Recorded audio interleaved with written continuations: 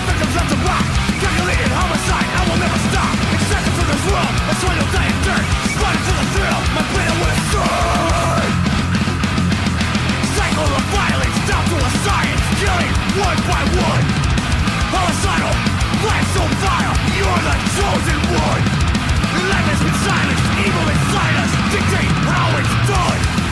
Torture, reliance, moral defiance. Killing, the only outcome.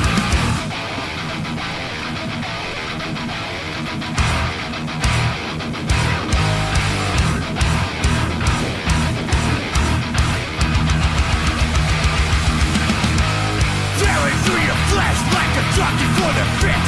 Gas and final breath, your life's so meaningless. Torture remains encased in the mesh. Blood starts to thicken as it etches through your chest.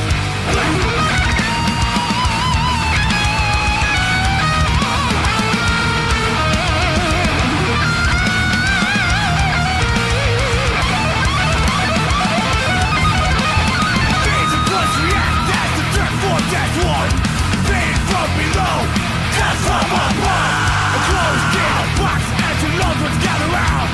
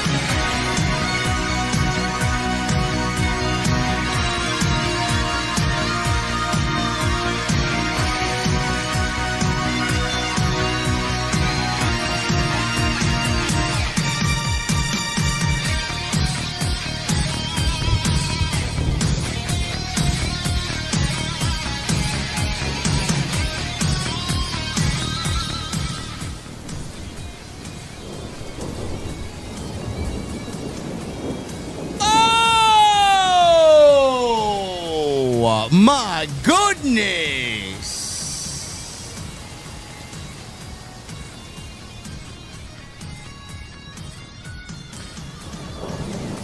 I think most of the OGs in the chat know that the music that we play here, depending on what we're playing night to night, signifies how I feel, how we feel about the pro wrestling that we watch Monday, Wednesday, Friday. Tonight was a very good Monday Night Raw. I enjoyed myself for the 2 hours and 35 minutes that it was. And I'm actually excited about where some of these stories and some of this direction is going. LA Knight Roman Reigns, Becky Lynch, and oh my goodness, Stephanie Vaquer is back. We got the return of Big CASS. And we got OBA FEMI and Bron Breakker teasing a collision that WWE certainly needs to build around.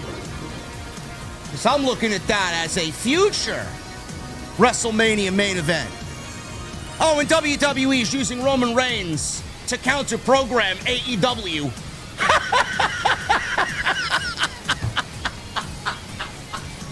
Oh my God, man! Oh, you can't get any better than that. We're going to the venue, man. We're going to the beer garden on this Monday night. I want to know what the fuck are you guys drinking? I'll see you over there.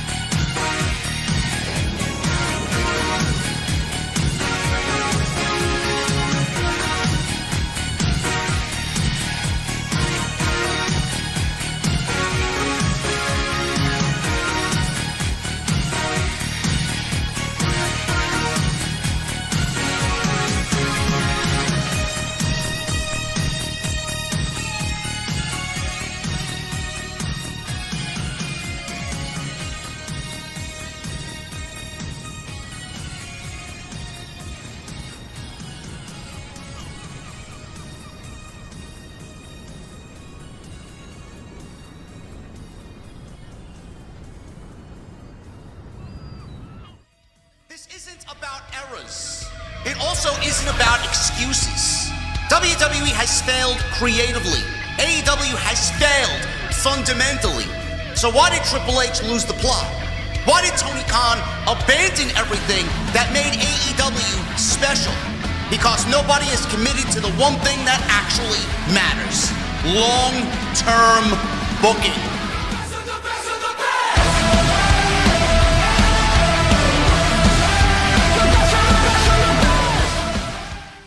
What is going on, guys? Thank you so very much for joining me right here on Off the Script. This is your Monday Night Raw post show for your August 3rd, 2026. I'm your host, JD from New York, as always, coming to you live from the OTS Beer Garden.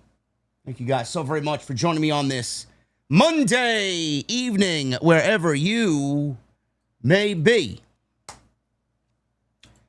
Before we get into anything that happened on Monday Night Raw tonight, I have to address a passing in the OTS community that I found out today via Otis and via Guardian of Chaos today.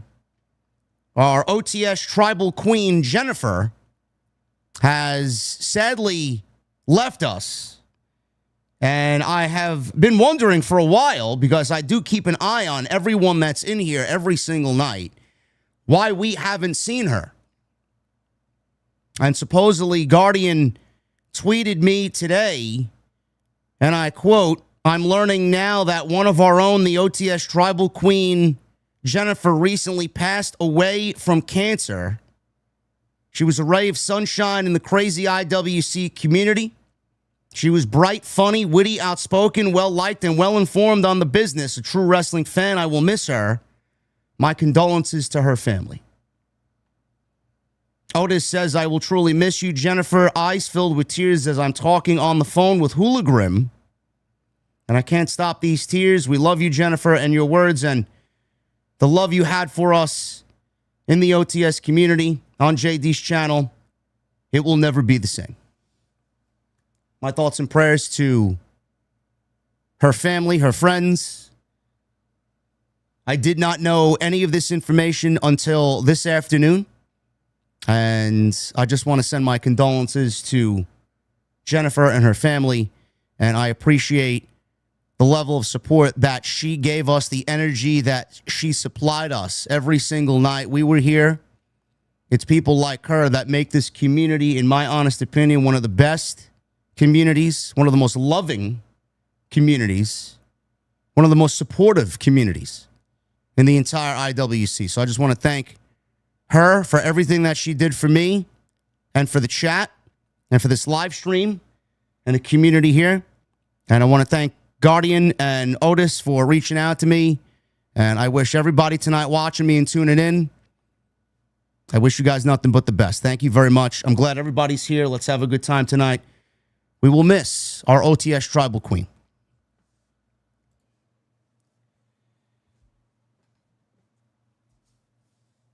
Tonight felt like a Monday Night Raw after WrestleMania.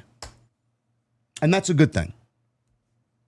That really is a good thing. It's usually the Raw after Mania and the Raw after SummerSlam that really fans look forward to almost settle in for a new road. Hop in the car, blast the music, and we're going in a different direction. We're going somewhere new. Monday Night Raw did just that. Triple H needed to do that tonight. I personally thought that SummerSlam was a ho-hum show. I thought it was very middle of the road. I didn't really find anything that really moved me. Rollins and Reigns had a great match. Not taking anything away from those guys. They had the match of the weekend. Better than Punk and Cody. Hopefully Punk and Cody can come out swinging in match number 2 whenever and wherever that happens. Rollins and Reigns told a great story. They put a finality on the Shield for 14 years. Outside of Kevin Owens returning and outside of maybe Chelsea Green winning the interim women's championship, Nick Aldis returning, there were moments, but nothing really moved me. Nothing really moved me emotionally, which is why I kind of soured on SummerSlam. It wasn't the greatest SummerSlam of all time. It wasn't even in a top 5, top 10 SummerSlam of all time. I don't know how it could be in the current PLE market. I don't know how any PLE in the modern day WWE could really stand the test of time with 48 minutes of actual professional wrestling in the first 2.5 hours of a night to be bombarded with advertisements. They needed to hit a home run tonight. They certainly did that. SummerSlam now is in the rearview mirror. I want to start things off with Roman Reigns and LA Knight. There was no Seth Rollins on the show tonight. Seth Rollins was not there. Maybe he was there, but he wasn't used on TV. I don't know where his creative is going following SummerSlam. But Roman Reigns was the first guy we saw on the show, being that he was the last thing we saw on night 2, and everybody was wondering, where is Roman Reigns going next? Laughably, how do we keep OBA FEMI and Roman Reigns apart from each other when we all know that they are, not on TV, but in the minds of wrestling fans, know that they are on a collision course, headed right towards each other? It's going to be very comical to see WWE book OBA and Roman Reigns away from each other.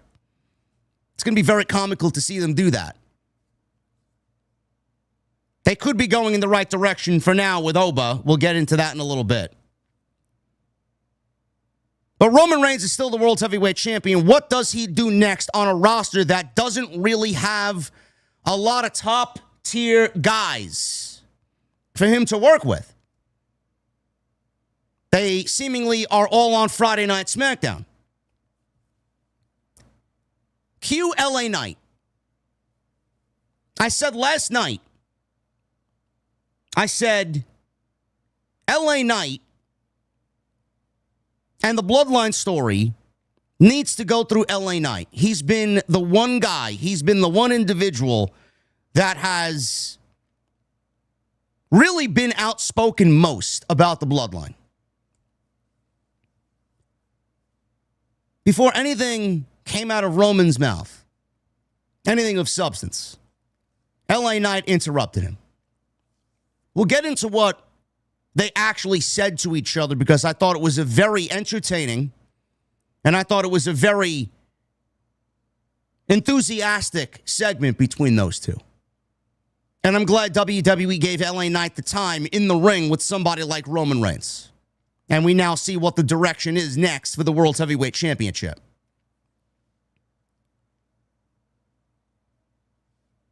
LA Knight said one thing tonight that's kind of really soured on me. LA Knight said one thing tonight that kind of made the upcoming match a little less exciting. Because if we go and look at what Roman Reigns has done, he's beaten CM Punk, he's beaten Jacob Fatu, and now he's beaten Seth Rollins without any Bloodline assistance. Roman Reigns is on this crusade with the World Heavyweight Championship to do the opposite of what he did when he was the WWE Champion for 1,300 plus days. Every single time there was a Bloodline interference, every single time there was a Bloodline assist, and Roman Reigns would win via the help of his family. Roman Reigns is winning matches on his own, which he's very capable of doing, which I also appreciate because it only makes his title run and title reign stronger.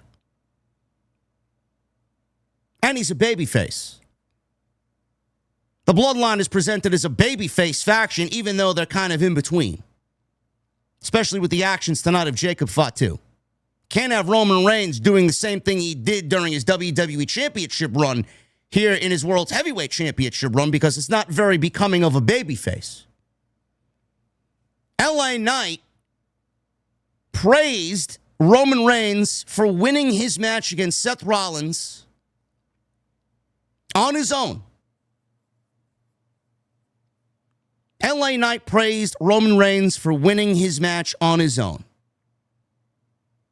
Clearly, we know what the direction is. They started the show off with LA Knight and Roman Reigns, whether there's a WrestlePalooza or it happens at Money in the Bank. This is the next program for Roman Reigns. But what LA Knight said basically gave away what the outcome is going to be. And LA Knight is not beating Roman Reigns straight up, one-on-one. And even the LA Knight enthusiasts out there, the LA Knight superfans, listen, if there's somebody out there that sympathizes with you and what you've had to watch your guy go through, I understand. Because I'm in a position as a fan where I want to see something new. I'm in a position as a fan where I want to see those that have busted their ass get what they truly deserve. The fact that LA Knight hasn't been a World Heavyweight Champion up until this point right now in WWE is it's just ridiculous. It's creative malpractice. Triple H wants to go out there on the post-show media scrum and claim those people that want to be the Roman Reigns and the Cody Rhodes and the CM Punks of the WWE need to get over first and be like those guys. Get to a level like those guys are at. You need to get yourself over. I don't know how you expect this roster to get over when the creative has been so garbage most of the year. And I don't know how you expect these guys to get over when they're given 3 or 4 minutes of TV per week. What do you expect them to do with so little time? Some of these guys don't even make TV. How do you expect the talent to get over when they're not featured on TV?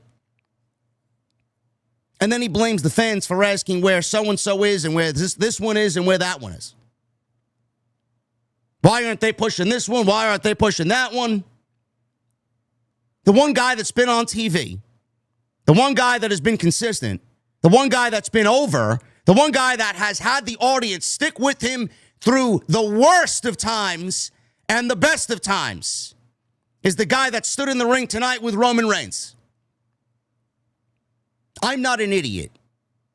We all know how this is going to end. Roman Reigns will easily dispatch of LA Knight. And I'm assuming come Survivor Series, we are going to get a War Games match consisting of those baby faces that have been battling the Bloodline against the Bloodline at Survivor Series in Houston for this year's War Games. But what if? But what if? Everybody's crying about the same faces at the top, the same guys at the top, the same feuds at the top.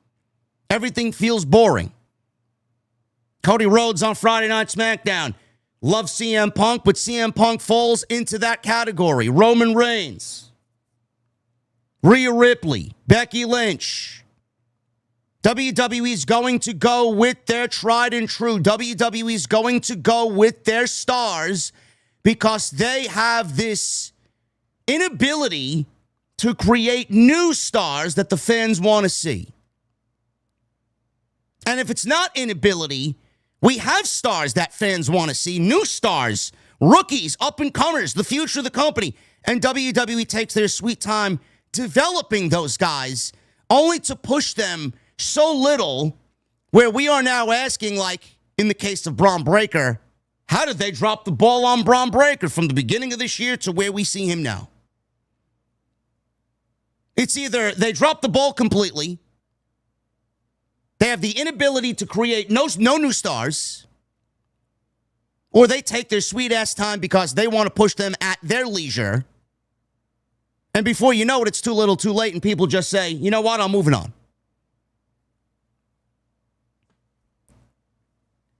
WWE needs a shakeup. WWE needs something new. WWE needs some unpredictability. Pro wrestling in general needs some unpredictability because WWE and AEW, they are both guilty of what I'm about to say. They are boring. The worst kind of pro wrestling is a boring pro wrestling. The worst kind of pro wrestling is a predictable pro wrestling. The worst kind of pro wrestling to me is watching a show and I already know who's going to win and who's going to lose. And we've seen a lot of that in pro wrestling from both companies in 2026. I know Roman Reigns just won the World Heavyweight Championship back in April from CM Punk, and I know he signed the new fancy multi-year extension for a lot of money. What comes with a lot of money? More dates, a championship, and a guy that's going to put the company on his back once again because the company is afraid to put the ball in someone else's hands. I'm not saying take the ball from Roman Reigns' hands and put it in somebody else permanently.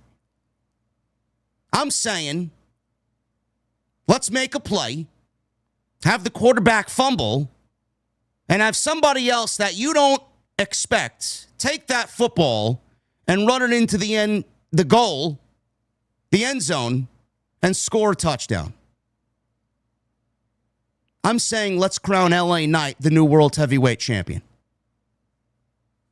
I'm saying let's take a chance on LA Knight. I'm saying let's do something unpredictable. I'm saying surprise people and take a chance on someone that you should have taken a chance on over the last 4 years, and you haven't. Nobody's asking for an LA Knight 4, 5, 6 month title reign. Nobody's asking for LA Knight to take the belt into WrestleMania. We all know that would never happen. All I'm asking is for this fucking guy to get a big win, to cap off a very good WWE run where the fans have gotten behind him and have remained behind him and consistent since the day he got here. All I'm saying is push the shit of the Bloodline in a little bit and rattle their fucking cage just a little bit. I don't think there's anybody more capable of that on Monday night than LA Knight. Everything I'm saying is not going to happen, and I very well know it's not going to happen. WWE doesn't have the balls to pull the trigger on having LA Knight beat Roman Reigns.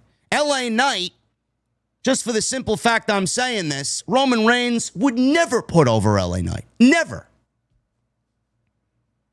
Roman Reigns is only going to put somebody over that he feels is in the same league as him.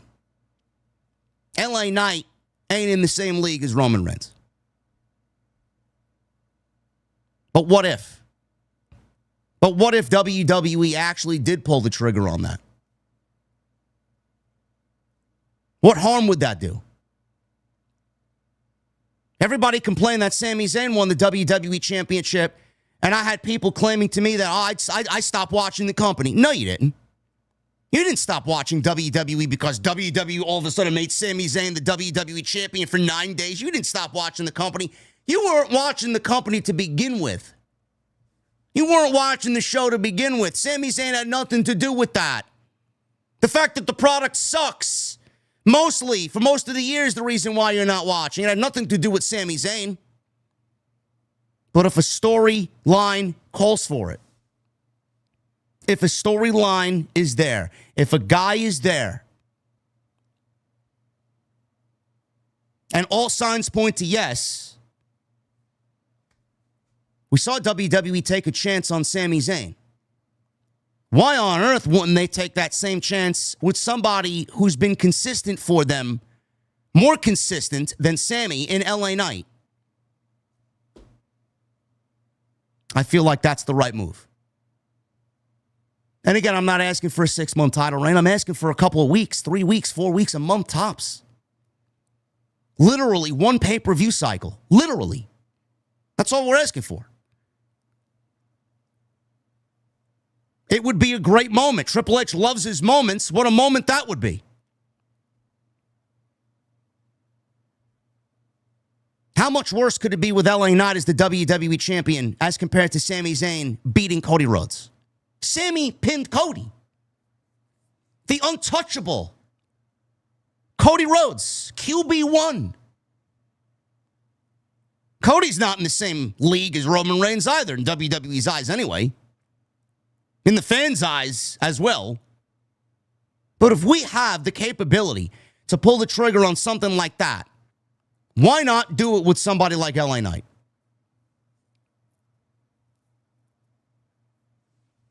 I'm just saying.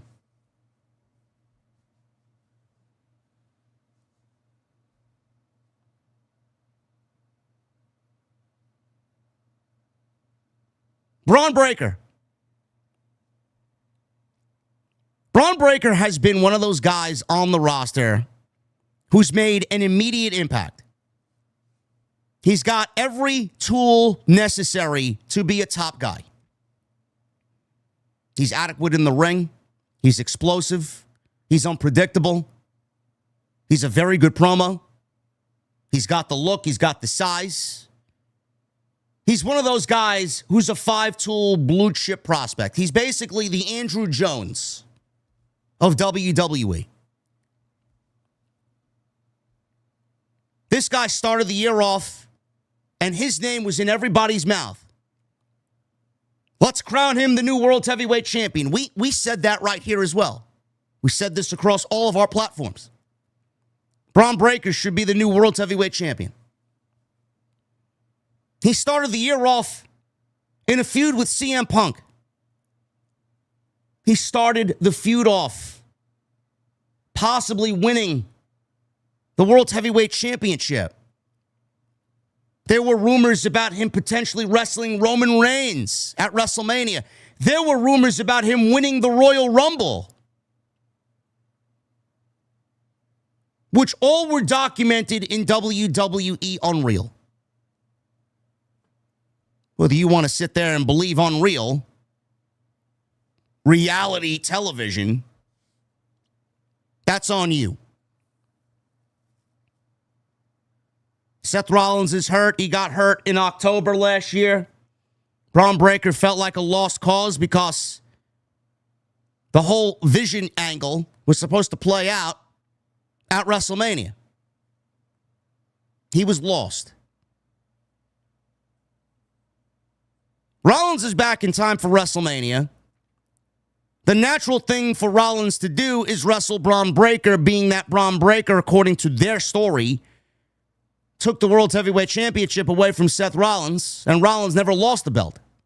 Kicked him out of the Vision, injured his arm.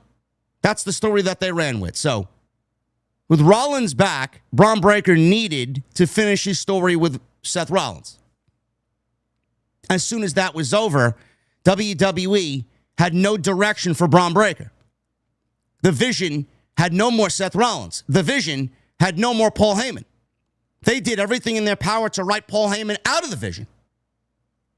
Maxine Dupree is now the de facto leader of the division, or the Vision.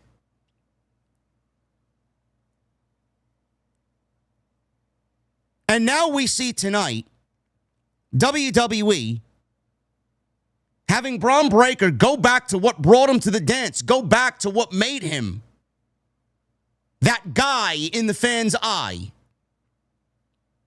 And all it did was get everybody excited all over again about the potential of what the future of WWE could be. All it took was 30 seconds. Bron Breakker stared down OBA FEMI after OBA called everybody out. The old guard is no more. He is the leader of the new generation. And anybody that has a problem with what he is saying in this ring tonight after conquering Brock Lesnar at SummerSlam inside Hell in a Cell, come meet me face to face and do something about it. Bron Breakker comes out with Austin Theory and the Vision, and they cross paths and lock eyes, and they don't let go of each other until Austin Theory had to pull Bron Breakker away.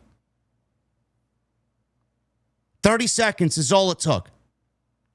30 seconds is all it took for the fans to get excited about the future of this company. WWE Unreal is a vehicle that Triple H is using to peddle his creative the way we see it now on WWE television. I am convinced that WWE Unreal is purposely putting out shit to talk about in the community. For getting fans to talk about in the community, because they purposely put all that Bron Breakker stuff in WWE Unreal. He was supposed to win the Royal Rumble. He was supposed to wrestle Roman Reigns. You don't want to push him too fast. You don't want to burn him out and push him too fast. Burn him out in the eyes of the fans, or whatever verbiage Triple H wanted to use. And then WWE does what they do. People look back at that. Literally, the season came out 3 weeks ago. We're in the middle of the summer, going into SummerSlam, coming out of SummerSlam. This is a slow period for WWE. It almost makes you think that WWE is purposely putting out how awful they are. We know they're awful. But now you get to see it firsthand behind the scenes. They want you to see how awful they are. They want you to talk about the mistakes they make. They want you to talk about how they dropped the ball on Bron Breakker, so that Bron Breakker is a talking point in everybody's eyes. and in everybody's YouTube clips and on everybody's podcasts. Only for them to then push Bron Breakker like they did tonight and kind of hit the reset button. Oh, everybody thought that we meant what we meant on Unreal. Look at these marks who are believing everything that happens on a scripted reality television show. They genuinely thought that we feel he's not ready. They genuinely thought that what I said, pushing him too fast and burning him out, is exactly how I feel. WWE is looking at Bron Breakker and OBA FEMI tonight, and it's the one thing that is genuinely going to get fans excited about this product. We are more hungry now for the new generation than ever before. We need it. We want it. The old guard still has a place in the current WWE, but not every single week. At the forefront, in the spotlight, holding the championships, maintaining a grip on the main event, in every PLE main event. The comments of Damian Priest on SmackDown a couple weeks ago with him saying that the same names and the same faces are in the main event and the boys in the locker room are getting incredibly frustrated over that fact. Well, you audibly heard fans in attendance at SmackDown cheer Damian Priest for speaking up. There's a lot of people that genuinely feel that way. What they did tonight is give you a glimpse into the future. Bron Breakker, OBA FEMI is not just a match. OBA FEMI and Bron Breakker is just not the future. Whether it's next year or the year after that. This is the next major WrestleMania main event for WWE. And if WWE was smart, they would fast-track Bron Breakker just like they have fast-tracked OBA FEMI. I don't know why they couldn't handle doing both at the same time. They strapped the rocket and never looked back on OBA FEMI, and they suppressed Bron Breakker for whatever reason. WWE would do themselves a lot of benefit if they strapped that rocket now and took it off OBA, who's already in outer space somewhere floating around. He's as high could be. Take that rocket pack, strap it to Bron Breakker, and have him meet OBA somewhere in outer space, and they can float around together. This is what fans want to see. This is what WWE needs to build around. This is what WWE needs to promote as the future of WrestleMania. 30 seconds is all it took. I don't know where they go from here. Bron Breakker's interaction with Paul Heyman tonight was very interesting as he asked Paul Heyman if he knew where OBA FEMI was. Bron Breakker sarcastically replied, "Well, I thought he was your new best friend."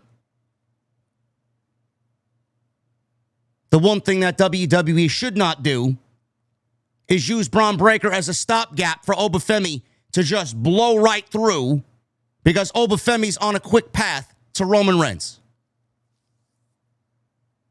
I'll talk about that a little bit more as we get on into the review, because it looks like OBA might have a direction, and that direction might be the vision. But that's what WWE needs to focus on. Bron Breakker, OBA FEMI. That is your next major main event for WrestleMania for years to come. And I'm personally very excited about that. We saw the return of Becky Lynch and Stephanie Vaquer. Finally on Stephanie's behalf. She's been out for a very long time, man. WrestleMania, she wrestled Liv Morgan, and she's been out ever since. Tonight, the women's division got both Stephanie and Becky Lynch back. And man, is that a shot in the arm that this division sorely needed. And we had the return of Big CASS tonight. Big CASS returns to WWE after 8 years away, wasting away in AEW. Will it be any different in WWE this time around? It's certainly a little different now as they re-debuted him as a heel, attacking Javon Evans. No sign of Enzo Amore, no CASS and Enzo, no tag team. We just got 7 foot tall. You can't teach that from Queens, New York, as a heel. Quite the choice. But I'm glad he's back.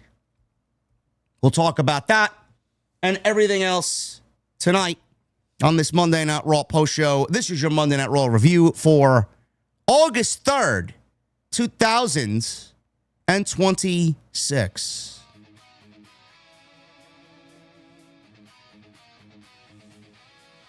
I want to thank you guys for the tremendous support, man. I am not body tired. I am mentally tired, bro. I am kind of pro wrestled out. After these long weekends, man, I am pro wrestled out. I put a lot into what I do during these weekends like we just had with SummerSlam.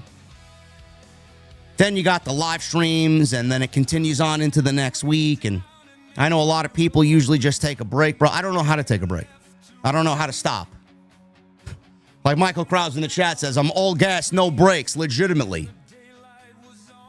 So I might be, my brain might be a little jello, but we are here, man. And I want to thank you guys for just a tremendous, tremendous weekend. We had over 10,000 viewers, well over 10,000 viewers combined for both nights of SummerSlam and the post shows. Thank you guys very much. Woke up today just barely on the cusp of the top 15 on iTunes.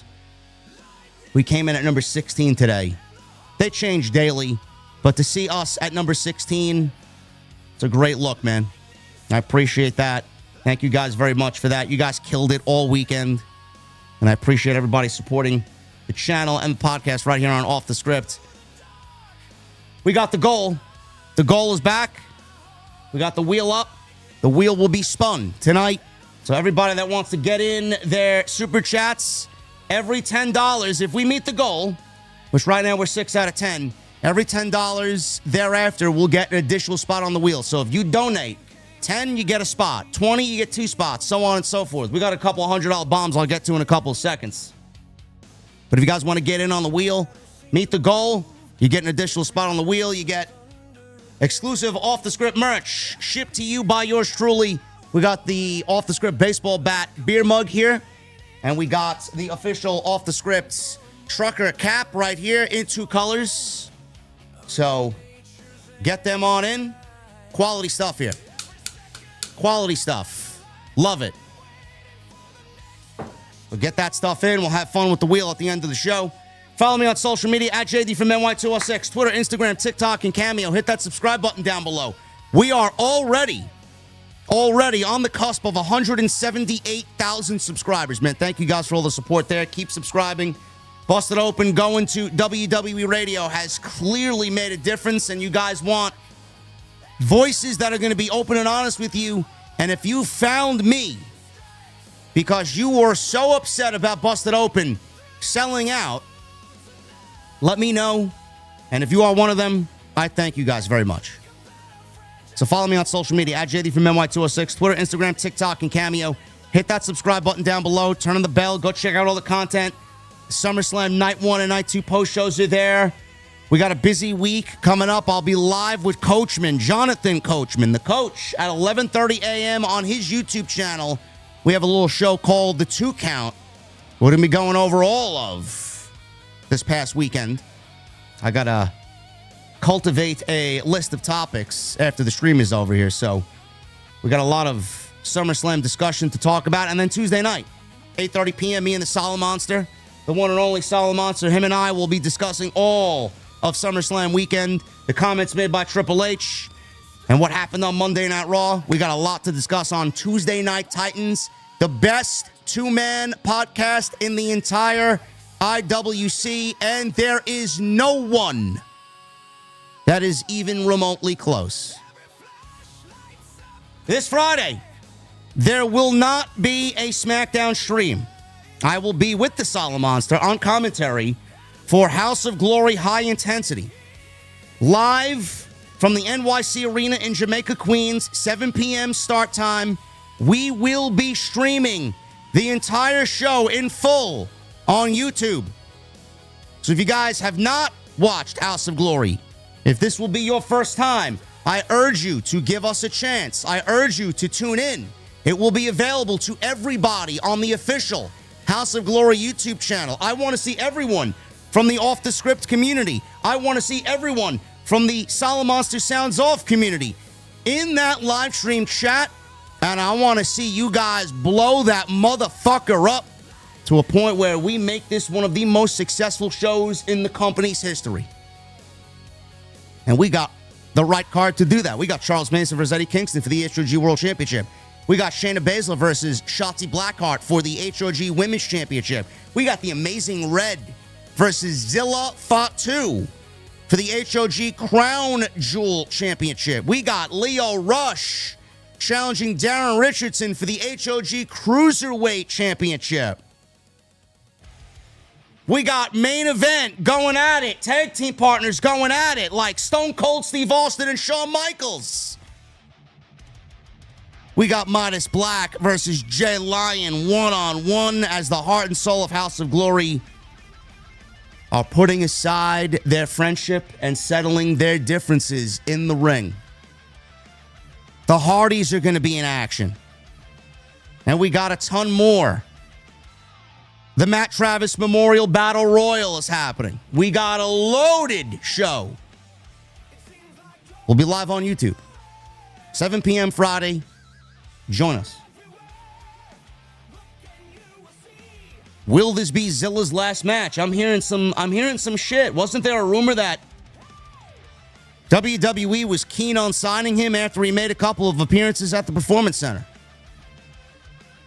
Nobody tells me anything, man. We may be looking at Zilla's last match in independent wrestling. We'll see. I'll be on the call, man. I'm going to try and bring my best. Listen, I got my notes. I was taking very extensive notes today, man. I'm excited. Tonight's show sponsored by Blue Chew. BlueChew.com, code JD. Blue Chew Gold is what we're talking about. You buy 2 months of Blue Chew Gold, you get the third month for free. Use that code JD. You get an additional 10% off your first purchase and free overnight shipping. Man, that sounds like a Roman Reigns World Heavyweight Championship title match type of deal right there. BlueChew.com, code JD. I want to thank them for sponsoring the podcast right here on Off the Script. I got to get into these super chats, man. We got a couple $100 bombs I have to shout out because that's what we do here on the channel. We got one coming in here. Round of applause for our guy, Tyler.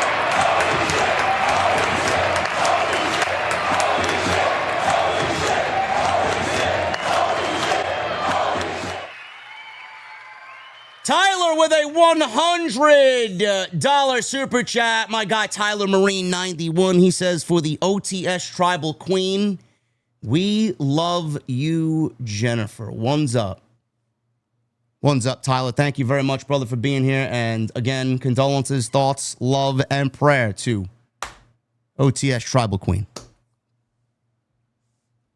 get into this.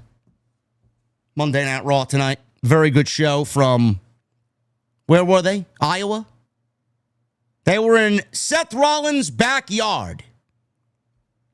I just ordered 2 more boxes of Seth Rollins and Becky Lynch coffee. I haven't opened them yet. If you guys order the coffee, little word of advice from this coffee geek over here. Normally when you see a roast date, usually when you go to get a bag of coffee and you look at the roast date, you try to get something that is genuinely close to the roast date.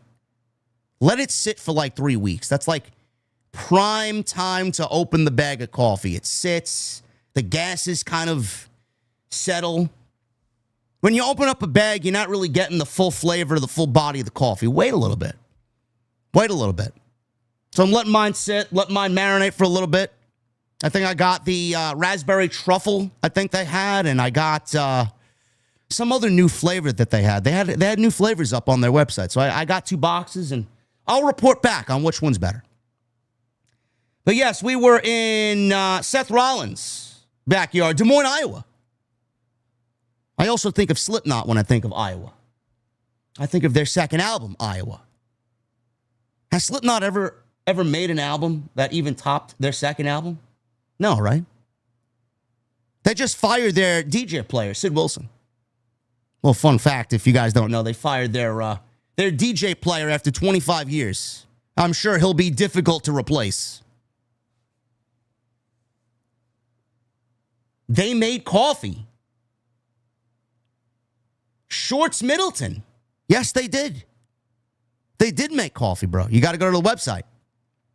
Go to the website.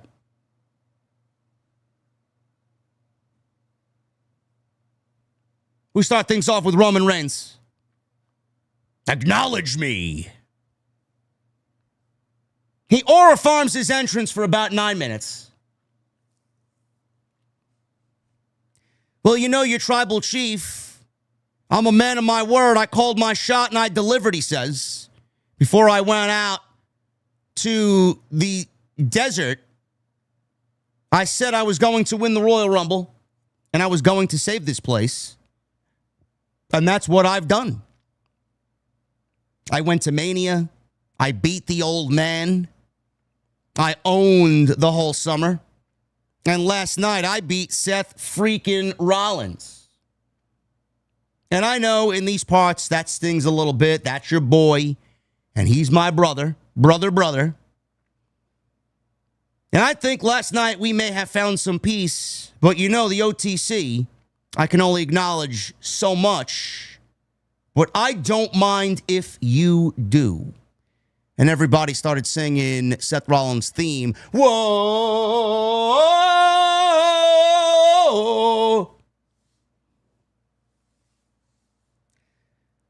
LA Knight's music hits unexpectedly. The fans pop.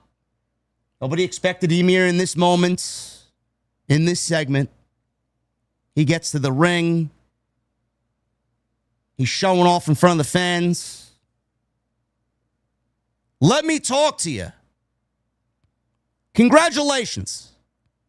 Congratulations on your win at SummerSlam. Congratulations on still being the World Heavyweight Champion. And despite the fact that Seth Rollins and myself, I'll eat the crow on this one, we both said you couldn't do it by yourself. Congratulations on doing it by your damn self. But you're still a fraud. I've been calling your name for months. And instead of you answering, you sick the dogs. Not those dogs. Those dogs are boring. I mean, these dogs are boring too, but they're not those dogs. If you know, you know. The dogs on the other show. Some of the worst television that you'll see all week. You sick the dogs. You put the bloodline between you and me. Well, I beat all of them, so I want you to give me what you owe me. Now you're probably sitting there thinking, I don't owe you anything. What do I owe you? Let's remind your mind a little bit. If you could remember, last time it was me and you one-on-one, it wasn't so one-on-one. So what I want is what you gave Seth Rollins. I want you. I want me. No bloodline. No bullshit. We can do it right here tonight. We can do it next week. We can do it at Money in the Bank. And if you need to wait all the way to WrestleMania, hell, we can wait that long and we can do it then too. But the bottom line is, the only right answer is, yeah. This is what I'm talking about, says Roman. Fraud? Who the hell are you talking to, fraud? I only see one fraud. I don't come out here talking about being a megastar and then wear a Walmart watch on my wrist. A megastar. And then he looks at the camera. Zoom in.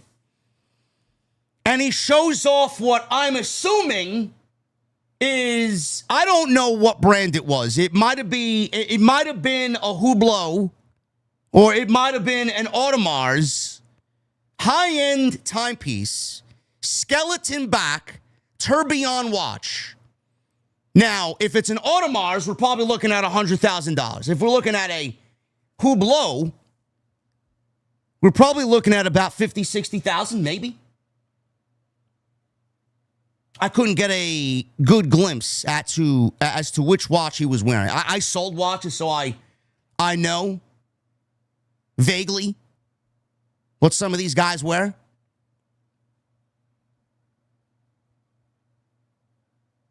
But he's making fun of LA Knight's watch. And this is what I'm talking about. It was an AP. T-Main in the chat says it's $575,000. I wouldn't be surprised. I wouldn't be surprised. Oh, is that what you guys know? Okay, I guess some people know the price of this watch. Conrad posted, huh? Okay. All right. $575,000 for an Audemars skeleton back tourbillon watch. Bro, you probably don't even live in a house that's worth $575,000, and Roman Reigns is wearing that on his wrist. I undersold it. I would be genuinely scared shitless to wear a $575,000 watch on my wrist.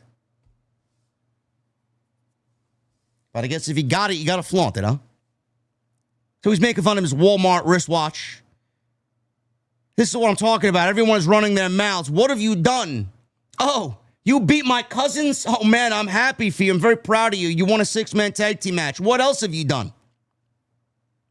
I wonder if that line's going to come back and bite Roman in the ass. Oh, you beat my cousins. You're not upset that they lost? You mention it and you say it in a way where it's like, you beat my cousins, man. They're nobodies. You beat my cousins, man. You got to do more than that. I wonder if that comment eventually is going to come back and bite him in the ass. What else have you done? There's no validity in anything that you say. You haven't won a tournament. You haven't won a battle royal. You haven't won a big match. Please let me know. And this goes out to everyone in the back. You don't get to be number one contender by bitching and moaning. We ain't going to sit here and complain anymore.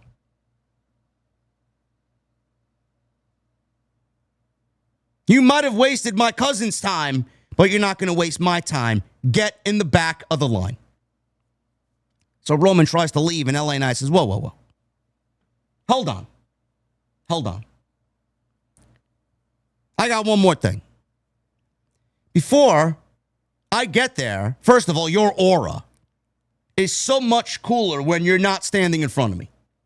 You stand here and you make your little scrunchy faces and you talk about, I haven't earned it. Huh? I've earned it time and time again. And it took you and 38 people to beat me. What a coincidence that you and Seth were in a group called The Shield, because all you've done is use the numbers game, sneak attacks, to shield you against guys like me. Because, Yankee, Oscar, uniform, yeah, uniform, Charlie, Kilo, you suck. As he's making fun of the Shield entrance. You're a fraud, and you're the biggest vomit in the business. You're on another level because you hold that championship. But don't get lost in the sauce, brother. You're not on my level, pal.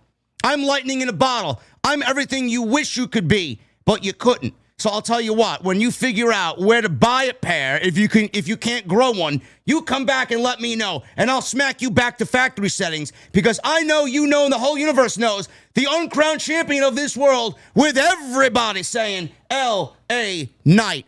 Yeah. Everyone's going to look at the Roman Reigns Walmart watch. Come here and look at my $600,000 watch. Skeleton tourbillon. Everyone's going to look at that comment and say Roman owned LA Knight. I think for a first battle here in this renewed feud, I think LA Knight won on the microphone. I think we're looking at LA Knight 1, Roman Reigns 0. I thought LA Knight owned Roman Reigns. What did Roman Reigns do? Bury his family? What did Roman Reigns do? Get to the back of the line. I refuse to fight anybody. I'm a fighting champion. I want to call myself the World Heavyweight Champion, yet I don't want to wrestle guys that throw themselves in front of me. I only want to fight people that have earned a championship match. Motherfucker, there is nobody else on the roster for you to use that statement against. You're looking at the one guy that has genuinely earned his spot in the company. You're looking at the guy that's genuinely earned and deserved the spot for the last 4 years. You're looking at the guy that embodies everything that Triple H made a statement about at the SummerSlam post-show media scrum when he called everybody out, claiming that you're not going to get to the level of Roman Reigns and CM Punk and Cody Rhodes if you can't get yourself over. LA Knight's already over. He's been over. It's time.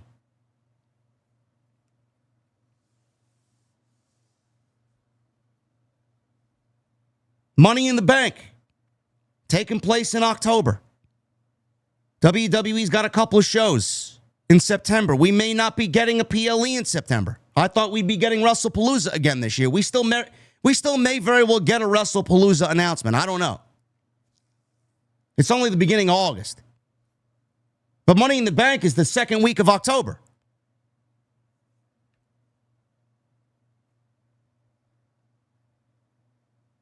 I don't know what WWE's got planned when this match takes place, how long we're going to take to get there. I feel like now and then into Money in the Bank is way too much time. Like, what else can you possibly do and say after tonight? You mean to tell me we're going to go through all of August and all of September? We're going to go 2 months of building LA Knight and Roman Reigns on television to then do the match at Money in the Bank? I just feel like WrestlePalooza is going to be that September stopgap. Especially with Mark Shapiro saying they want to make it into a yearly thing. They want to make it as big as all their other marquee shows. But I think for a first at-bat here, I thought this was a great segment. I thought LA Knight took some big swings here, and I thought he hit a home run against Roman Reigns.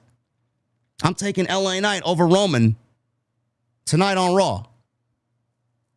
I don't know how many more Roman Reigns appearances we will be graced with between now and Money in the Bank. I know he'll be on TV, but he won't be on TV every week. In the meantime, we'll probably just get more Bloodline slop with LA Knight and Jacob Fatu and the Usos.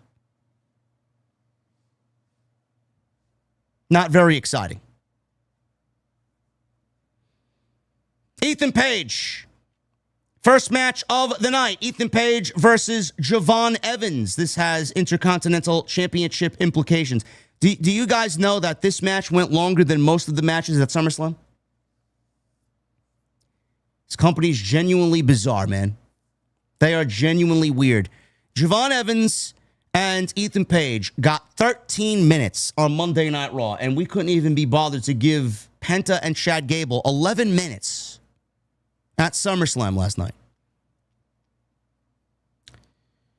Javon Evans is going to quickly ascend the Intercontinental Championship ranks. Ethan Page will as well. I think if there's a heel that will be in the IC title picture, it will be Ethan Page. I think that's the next direction for him, which is why they took it off of Penta to put it on Gable. And Gable will defend against Ethan Page, which I could see being a very good match when that time comes. I wouldn't take the belt off Gable immediately, but I could see Ethan Page being the next in line to win the Intercontinental title. This was good. This was basically taking a page out of what they did in NXT, which was very good, and they worked very well together in NXT. And this was just an extension of that here on Monday night, and this was a very good match. Very good match. So we go into a commercial break. Clearly, it's the WWE thing to do. We start the match off for a little bit, go into a 3-minute ad break. Come back. Ethan is taunting Evans. He's trash-talking Evans while kicking him in the face. Evans comes back, makes a babyface comeback, went on the attack, takes Ethan into the corner. Evans tried to springboard off the middle rope. Evans knocked him off balance and then landed a back suplex. He tried to go for an egoplex. Evans countered with a small package out of the egoplex for a 2. Evans throws a big charging punch to Ethan out to the floor. Evan dove into Ethan into the timekeeper's area. And then Ethan, he starts to come back. He uses the ropes for leverage on a cover. Referee saw it and caught him. He then landed the confidence breaker for a 2 count. So Ethan throws Javon Evans outside, aisleway side. Referee's counting. He's administering his count on Javon Evans. Ethan Page goes over to the opposite corner and starts to take apart the turnbuckle pad. Referee turns around. He sees Ethan Page taking apart the turnbuckle pad and starts questioning him why he's doing it. What is he doing? So Javon Evans gets back in. Evans leapt over both the referee and Ethan Page to then springboard up to the second rope, up to the third rope, jump backwards, and nail an OG cutter on Ethan Page for the 1, 2, 3. This was very good. Very good. For a Monday Night Raw match, anyway. I'm not going to sit here and tell you this was a top match of 2026 or anything like that. This was good stuff here because I enjoy the work of both guys. Javon Evans is making a name for himself slowly but surely. And at some point, you're going to have to get this kid wearing some championship gold. And that Intercontinental Championship would be perfect on Javon Evans. Perfect. So hopefully that is the plan, and hopefully they are building him towards that. Ethan Page has kind of cooled off a little bit. Javon Evans right now is riding the hotter hand. I don't know where Ethan Page sits right now in the IC title picture. He came in really hot. There was a lot of hype around him. They paired him with Rusev. They didn't really do anything with that pairing. It was just something that happened. There was no reason given. Rusev doesn't look like the type of guy that wants to be friends with anybody, let alone teaming with somebody. So I didn't even think the pairing made any sense to begin with. They didn't even explain why it happened. And I just don't think he's as hot as he was when he first hit Monday Night Raw. So WWE is clearly riding the hotter hand in Javon Evans. And I can't really blame them. He's very good at what he does. Evans celebrated. Michael Cole started yelling, "Turn around! Oh no! Oh no!" Big Cass is standing behind Javon Evans. He gives Evans a big boot. As soon as he turns around, Michael Cole says, "It's been 8 years since Big Cass has been in a WWE ring." He says Evans just went through a grueling match, and now he's getting attacked by Big Cass. Cass ended up giving him this weird bear hug back and forth. I didn't know what was going on. It honestly took the fans out of the segment. Nobody wants to see a bear hug in 2026. He ended up turning the bear hug into his patented East River Crossing sidewalk slam.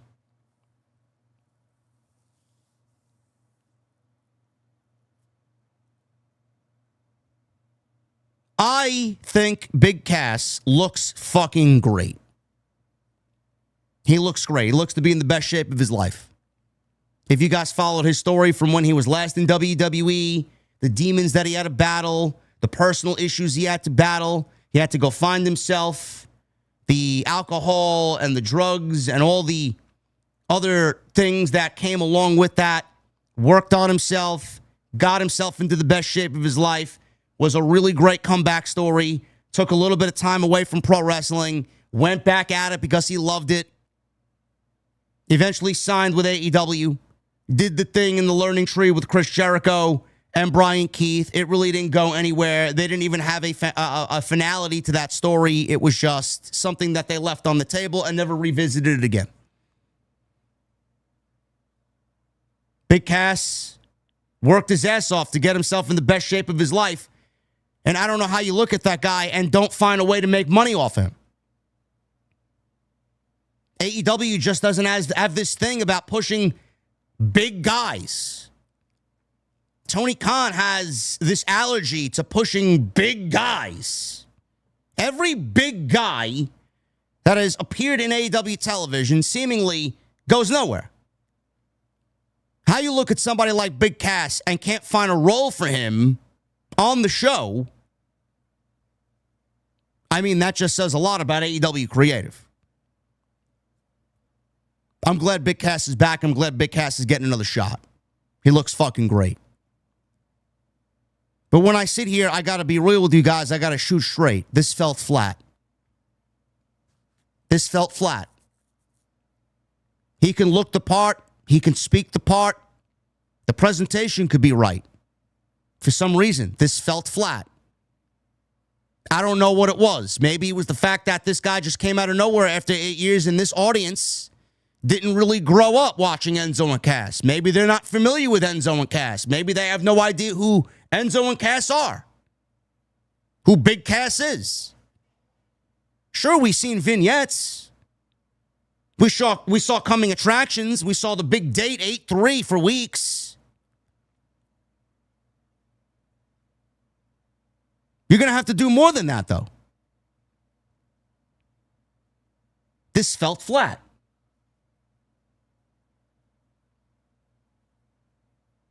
I feel like him being in the mix for the IC title could be a good thing. We need some more heels in the Intercontinental title picture. We got Chad Gable. We got Penta. We got Javon Evans, all baby faces. We got Ethan Page. We got Rusev. We got Dominik Mysterio. Now we got Big Cass. Monday Night Raw's got a solid Intercontinental title division. But bringing him back as a heel is quite the choice. I just don't want this to materialize into something that goes nowhere.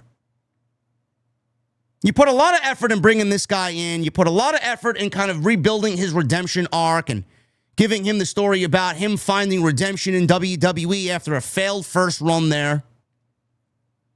I don't want him to end up like someone like Rusev, who they just use because he's a big guy and he looks impressive. And they use him and it goes nowhere.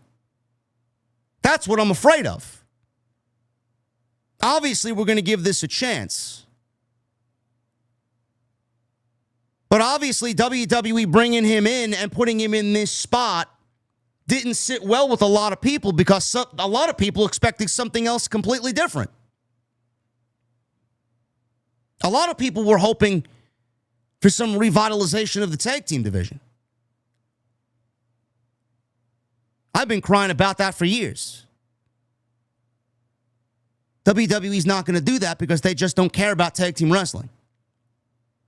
So if they brought Enzo and Cass back as a team, who do they feud with? Where do they go?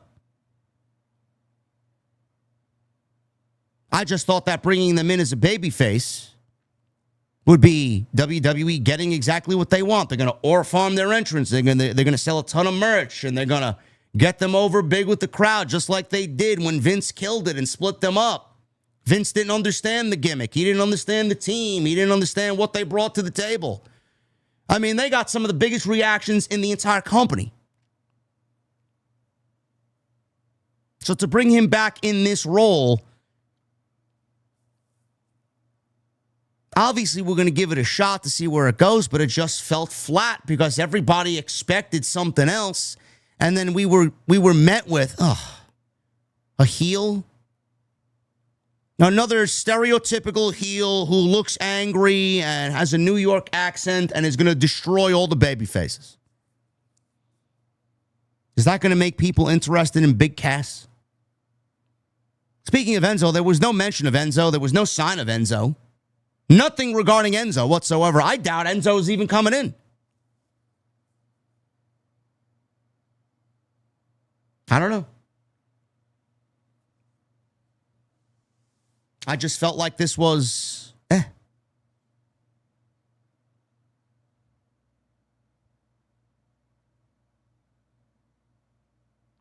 Backstage, we go to Roman Reigns. He confronts his family, who he just talked trash about in the opening segment. He wants to keep the respect, but he has a standard. The Usos know this. It doesn't work if they lose. They're a family. A six-man tag team match. They have the advantage automatically, and they still lose to their little brother? Matter of fact, where is Solo Sikoa? Roman says that Solo should be attached to his hip right now, getting him coffee. Is that what he thinks of his family?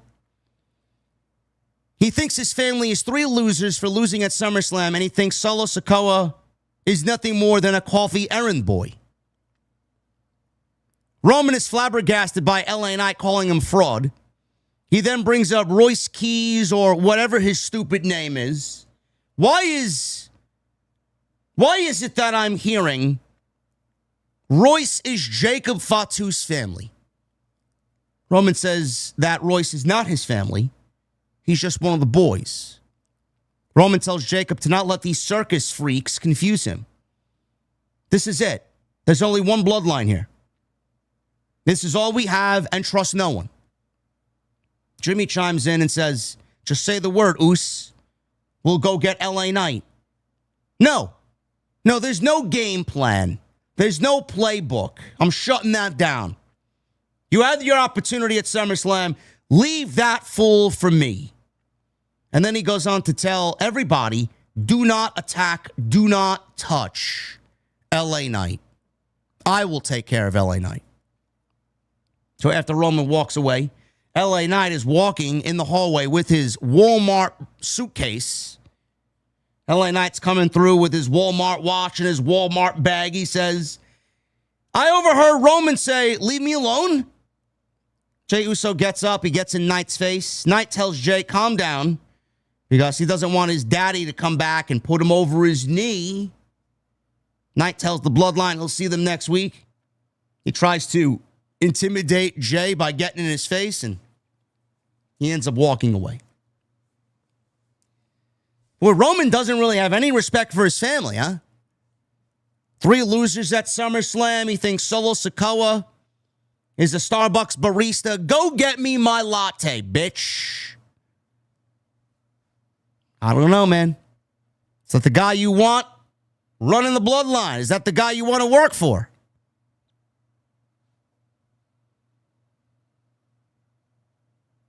Royce Keys. We go into a commercial, come back, and we see Royce Keys talking about Jacob Fatu, or talking to, rather, Jacob Fatu in the locker room. Jacob Fatu sitting down, getting scolded here by Royce Keys. How many times have we been through this? We fought each other. They fought each other up and down in Oakland, Sacramento, Los Angeles. Royce can forget everything that's gone on recently because we're still brothers. 10 toes down. I'm still rolling with Jacob because you're my family. Jacob says that Royce is not his brother or a member of his family. You're just one of the boys. Enough of the back and forth. Jacob then challenges Royce to a street fight. Jacob then says he's going to dog walk Royce's ass tonight because he's all gas, no brakes with it. Yeah.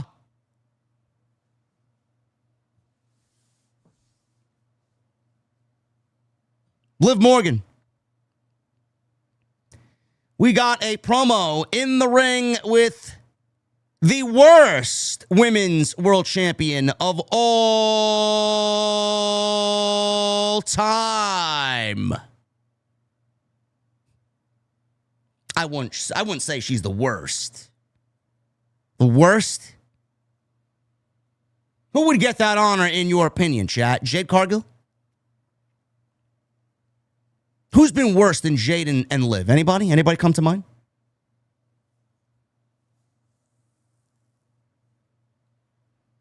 She's in the ring. She does her little catchphrase, which is just, I got to look away, man. I got to look away. I cringe every time she does the all-time bit. But you guys already knew that I was the greatest of all time. Because this past Saturday at SummerSlam, I defeated one of the best in the world. I defeated the genius of the Sky, Io Sky. Oh, are you guys mad Well, you guys can stay mad, but I will give Io Sky props. She's been the only woman brave enough in this division to challenge me. And now that I'm done with her, I don't see any challengers. And she's looking over at Raquel. Do you see any challenges? Looks over at Roxanne Perez. Do you see any challenges? No, I don't see any challenges. So you know what that means, guys? That means I'm going to be the longest reigning women's champion of all time. But that's enough about me, because I want to take a moment to talk about another member of the Judgment Day, my best friend, my sister, someone I am so proud to call our new Women's Intercontinental Champion, Raquel Rodriguez, and she holds up the belt in this version of the Intercontinental Championship that Raquel Rodriguez is holding up is covered in barbed wire. Now, maybe I'm a little dumb, maybe I'm slow, but I have to ask a very, very important question. What does barbed wire around the Intercontinental Championship mean for Raquel Rodriguez? What's the symbolism of the barbed wire in correlation to Raquel Rodriguez? Is it a Judgment Day thing? Is it a Raquel Rodriguez thing? Is it where she grew up? Is it part of her background? Is she a fan of GCW? Is she a fan of Sabu? Maybe she's a fan of Joey Janela. I don't know. Maybe she's a fan of Terry Funk. ECW. Or maybe it's just a way for WWE to sell another custom championship on Shop. Hey, look, you can own your very own Raquel Rodriguez custom title wrapped in barbed wire for a cool $9.99. Maybe it'll be a WWE Club exclusive. I don't know what it means. She's a sicko? Maybe it means Raquel Rodriguez is a sicko. I don't know. Very odd. How do you also wear an Intercontinental Championship around your shoulder or around your waist if it's wrapped in barbed wire? Maybe it means it's not going anywhere and she has the title locked down. It's kind of odd.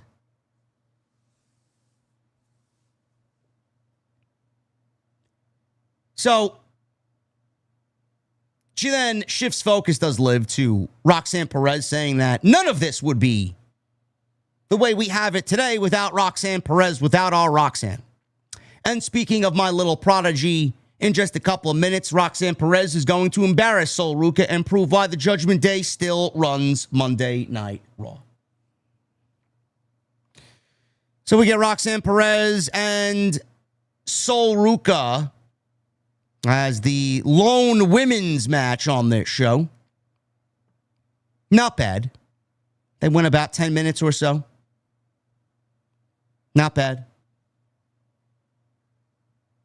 Again, this actually got just as much time as anything else on SummerSlam. I don't really understand that, but WWE's got this just terrible flow to their PLEs nowadays. I just don't know what it is. We get less pro wrestling on the PLEs than any other show in any other market, period. Just very odd. I thought these two did okay here. Again, it's tough to not see. It's tough not to call it out. I'm a fan of Sol Ruca. I think Sol Ruca's got a lot of future. I think she's going to be a huge star in this division if she keeps with it, if she continues to get better, if she continues to hone her craft and mold her character and be what the fans think she could be. But I wouldn't be me if I didn't call it out. It legitimately happens at least once a match. There is something that happens in a Sol Ruca match where you're left asking, what the fuck?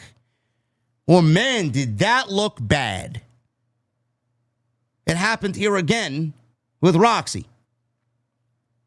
So we go into a commercial break. Match started in the commercial break. We went to commercial during Sol Ruca's entrance. We come back from the commercial break. Perez got a near fall with a cradle and a bridge on Sol Ruca. She then stomped on Sol. Sol trips her up. Ruca then whipped her into the corner. Shotgun drop kick. Sol goes for a cover. She gets a near fall. Sol pulled Perez up, and she applies the Romero special. Perez tries to get back into the match. She rolls out to the floor.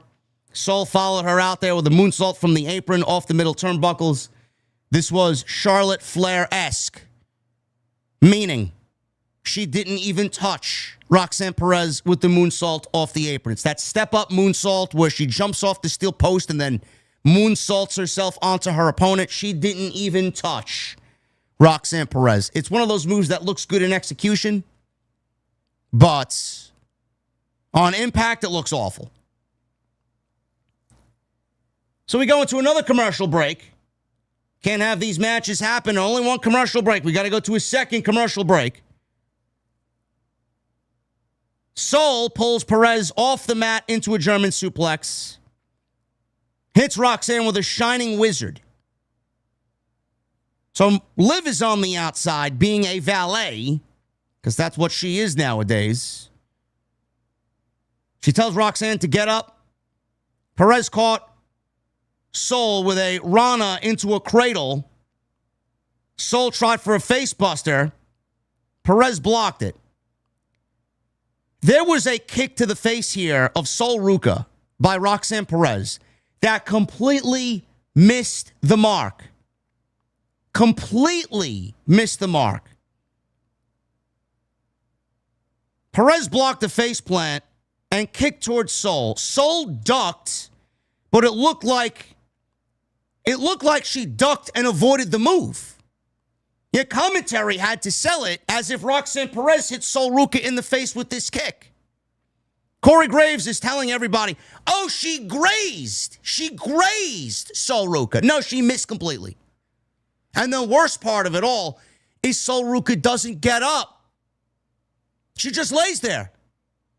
She lays there as if she got hit with this invisible kick, and she's laying there selling this invisible kick instead of getting up and working the spot as if she avoided the kick.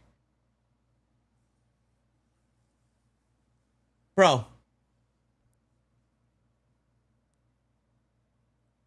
I'm not a pro wrestler, nor do I care to be. I prefer to be seated where I am, and I prefer to be seated calling the commentary at House of Glory, where I am, at the desk, watching it on a monitor. We cannot be making these fundamental mistakes every single fucking week. We can't. It's not going to do her any good when she logs back into social media and she sees this floating around all over the place with people cursing her out and smearing her work. It's not a good look. We should not be making mistakes like that in the ring. And if a mistake like that happens, you gotta rectify it the best that you can. You can't just be laying there off of what was a clear whiff. Roxanne didn't even come close to hitting this woman in the face. Sol countered a pop rocks, landed an X Factor. Perez stood on the ring apron. Sol knocked her down. Liv yanked on the leg. She went for the Soul Snatcher. Liv yanked on the leg, and Sol hits the mat hard, falling from the second turnbuckle. Referee called for a DQ. Sol wins via disqualification. So at the end of the match, Judgment Day beat up Sol Ruca 3-on-1. Perez gives Sol a pop rocks after the match is over. Roxanne Perez then throws her to Raquel Rodriguez, who picks Sol up in a Tejana bomb. And all three of them stood over Sol Ruca. Now, I expected Stephanie Vaquer to come out in this spot to save Sol Ruca, but instead we got Becky Lynch. Becky Lynch walked out. And Becky Lynch got a babyface reaction in Des Moines, Iowa. The last time we saw Becky Lynch, she was a heel battling Sol Ruca over the right to see who would be the Intercontinental Champion. Before that, she wrestled AJ Lee at WrestleMania as a heel. And now because Becky Lynch is away for 2 months, Becky Lynch comes back as a babyface? I'm assuming WWE feels like the division right now is looking a little bleak. All the women in the Judgment Day are basically all of the women that exist on this roster. And we need heels.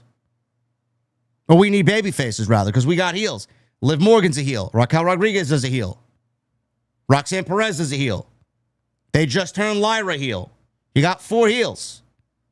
So Becky coming back and being a heel is going to make things a little too one-sided.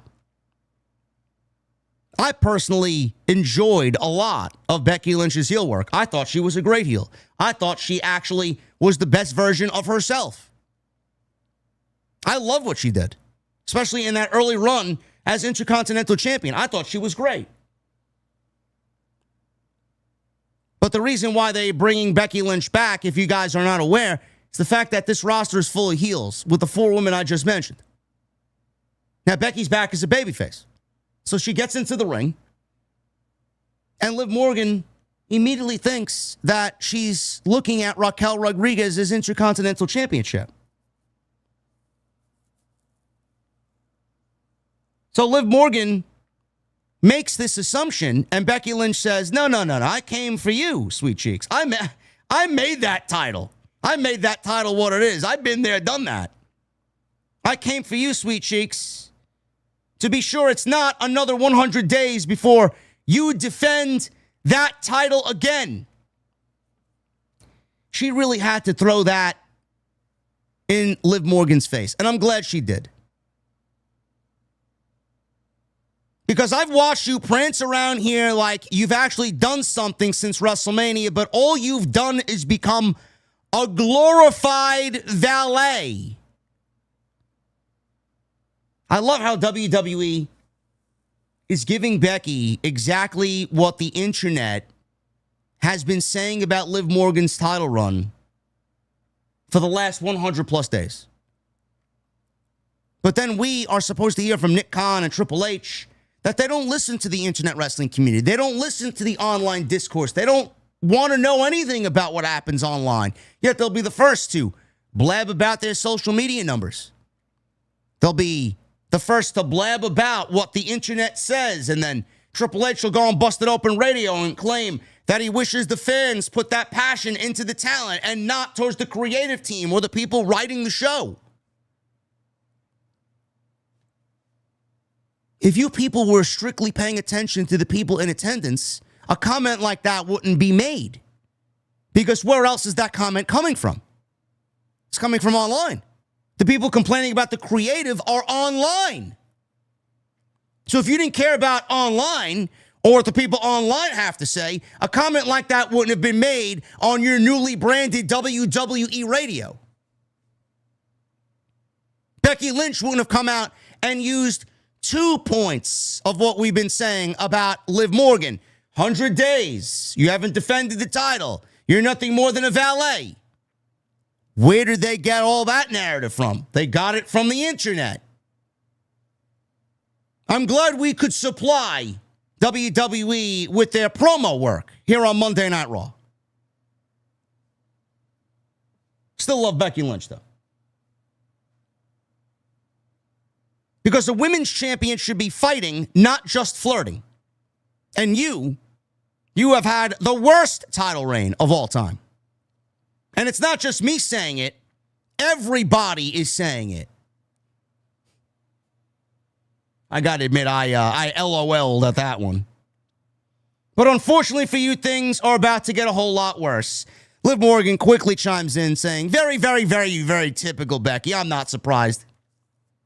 Do you know what you should actually be doing right now? You should be at home being a mommy to your daughter. But you're not. Instead, you're in my face, which is actually pathetic. And do you know why you're in my face, Becky? Because you are jealous of me. Yeah, you're jealous because your time is over and my time is now. You're just jealous because I'm the greatest women's champion of all time.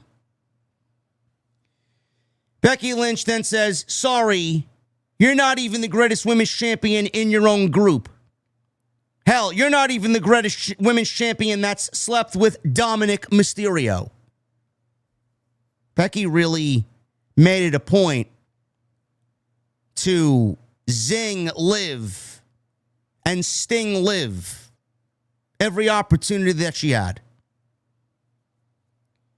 So Liv Morgan, Raquel Rodriguez, and Roxanne Perez are backing up the aisleway. All of a sudden, Stephanie's boom hits. And Stephanie Vaquer's music plays. The Judgment Day turn around and they see Stephanie, who's legitimately wearing black leather from head to toe. What an eyesight that was. And the camera's in the distance. And Stephanie is literally walking like she's a serial killer towards the Judgment Day, wearing this black leather outfit, flowing black hair. Cameraman's from a distance. It looks like we're about to see a scene out of a murder movie. She's come back and she's just like, I'm going to get my pound of flesh. I'm going to shed some blood tonight. So Stephanie's music hits. She ducks a clothesline from Raquel Rodriguez. Stephanie delivers a super kick, takes out Rodriguez. She takes Roxanne Perez and throws her into the LED boards on the stage. Morgan backs away from Stephanie. Stephanie then runs after Liv back into the ring. She starts ragdolling Liv Morgan, headbutts Raquel Rodriguez back off the apron, who got back up there to try and save Liv. She then boots Rodriguez off the apron. She then drops Morgan with a big takedown, and Morgan quickly retreats to the outside. So Becky's in the ring watching all this happen. Stephanie then turns around and sees Becky Lynch still in the ring with the Judgment Day looking on from a distance on the outside. Becky Lynch and Stephanie Vaquer have a face-to-face in the ring. And you can legitimately see Stephanie Vaquer mouth to Becky Lynch, "Stay out of my way." That's the way the segments came to a close. Boy, did this women's division need a shot in the fucking arm, man. We have been operating with some of the worst women's division in years coming out of WrestleMania. Stephanie went out. WWE has absolutely killed everything about Bayley. Lyra's a non-factor. I don't even know who else exists on the Monday Night Raw roster. Io didn't really do much of anything coming out of WrestleMania. She won the Queen of the Ring, but that's not really a lot. They only used her as a vehicle to give Liv Morgan a major SummerSlam match. This company had no plans and no division in the women's division that they had to put Liv Morgan in the Queen of the Ring and ride her all the way into the finals. Because they had nothing for her to do. They had no top-tier elite talent. No elite contenders to put in the ring with Liv Morgan. So on one night, we got Roxy, Liv, Raquel. Io is still there. I don't know where Lyra is. Lyra wasn't on the show. I heard Lyra was in a commercial break and she's going after Raquel Rodriguez in the Intercontinental Championship. I'd love to see that play out on fucking television, being that you turn this woman fucking heel. Now you got Becky and Stephanie Vaquer back. You throw Sol Ruca in there, you got somewhat of a decent division. Having Becky Lynch and Stephanie Vaquer back on the same night is a tremendous, and I mean a tremendous, shot in the arm that this division so desperately needed. And if we're building towards Becky Lynch and Liv Morgan, I think it's time that we get Becky to an elevated state on the women's roster. I think it's time to belt Becky Lynch. Get things back to the way that they used to be with a fighting champion. Get things back to the way that they used to be with somebody that's going to bring credibility to the championship. And Stephanie Vaquer, She's still out for revenge. And she's going to be hanging around that women's division in that World Championship title picture. Becky Lynch for Stephanie Vaquer for the World Championship? Motherfucker, sign me up. Sign me up. Becky Stephanie. Stephanie Io. Soul Stephanie. The SmackDown women's division right now looks a little bit too stacked.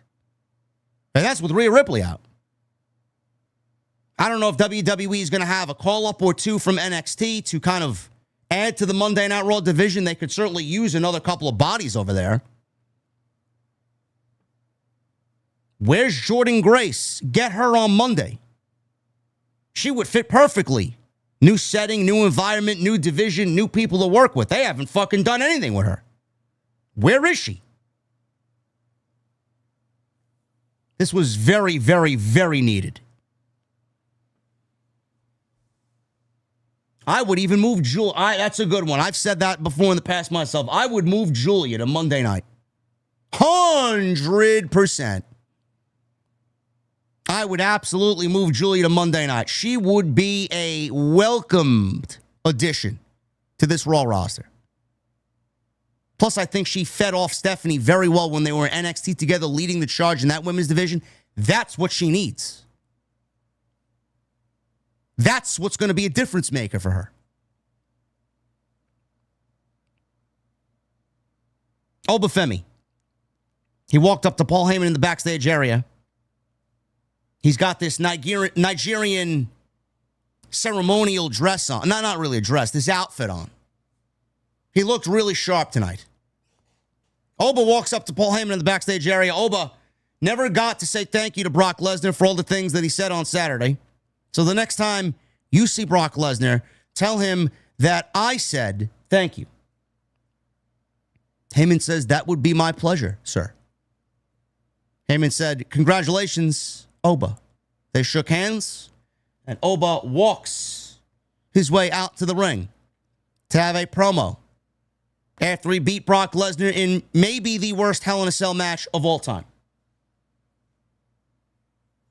One of The Fiend and Seth Rollins' own worst Hell in a Cell match. This is one of the worst Hell in a Cell matches of all time. Yet I had to read through major sports publications, and I had to read people online saying that this match was great. JD, you complain about everything. Motherfucker, they did not utilize the cell, and the cell should have never been a part of the match. Why don't you see my point? Nobody was asking for a Mankind, Undertaker, King of the Ring, fucking fall off the top of the cage. Falling through the cage, on top of a steel chair, losing a tooth. Internal injuries, internal bleeding. Choke slam on thumbtacks. I wasn't asking for that type of savagery. I don't mind it. In an element, in an environment like that, when it's needed and called for. But if you're going to have a Hell in the Cell match, then give me a Hell in the Cell match. Use the cell. The thing about this match is everybody anticipates the two guys leaving the ring. We got none of that. Give me a shot of them brawling on top of the cage, slamming each other on the cage. Of all fucking people, Drew McIntyre and Shawn Michaels fell off the side of the cage through a commentary table. Why couldn't we see something like that? Why did we give everybody false advertisement on a Hell in the Cell when you could have absolutely just gotten away with a no-holds-barred match? Nobody wants to hear anything negative. Nobody wants to hear any sort of criticism. Nobody wants to hear somebody with a brain and a straight head on their shoulders give them logic. Oh, stop watching. Oh, you hate everything. Why do you complain about pro wrestling? You made your life and profession complaining about pro wrestling. You must live a sad life, yada, yada. I heard it all this week. It sucked. I don't give a fuck what Yahoo Sports or Sports Illustrated said or fucking Forbes said. The match sucked. It was as disappointing as anything I've seen all year. Oba's out there. Words cannot describe the things that have transpired at night one of SummerSlam. Me and Lesnar went to war inside Hell in a Cell. I wouldn't call it that, but he went to war inside Hell in a Cell, and we came out the other side with scars, bruises, a winner and a loser. But most importantly, we came out with a newfound respect for one another. It must have been my ignorance. I thought that Brock knew that I was the one when I put him away at WrestleMania. That is why he came back and made my life miserable for weeks. Well, Brock wouldn't have had made your life miserable if you didn't call him a bitch for 3 straight weeks. I don't think Oba remembers that he called Brock out for 3 straight weeks.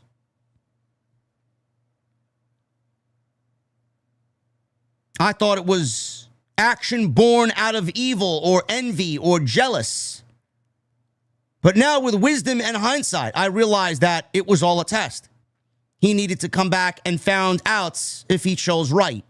The question going into WrestleMania was, can OBA FEMI swim?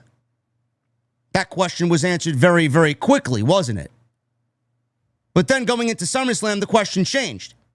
It went from, can you swim, to how long can you hold your breath? And that's what Brock did. I went into the cage with one of the most dangerous and most decorated combat athletes of our generation. I went blow to blow with him.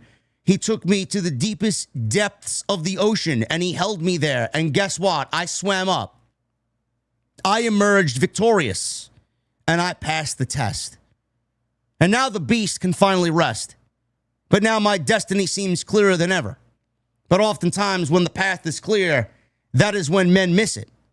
Ladies and gentlemen, there is no correct path. We forge our own destiny. So with this torch that has been passed on to me, I will forge my own way and lead a new generation, a new crop of talent. And with all that, to God, the will. And if any man has a problem with me, they will all fall. I am the one that holds the torch. You will answer to the ruler. You will answer to the destroyer. You will answer to the bringer of war. You will answer to OBA FEMI.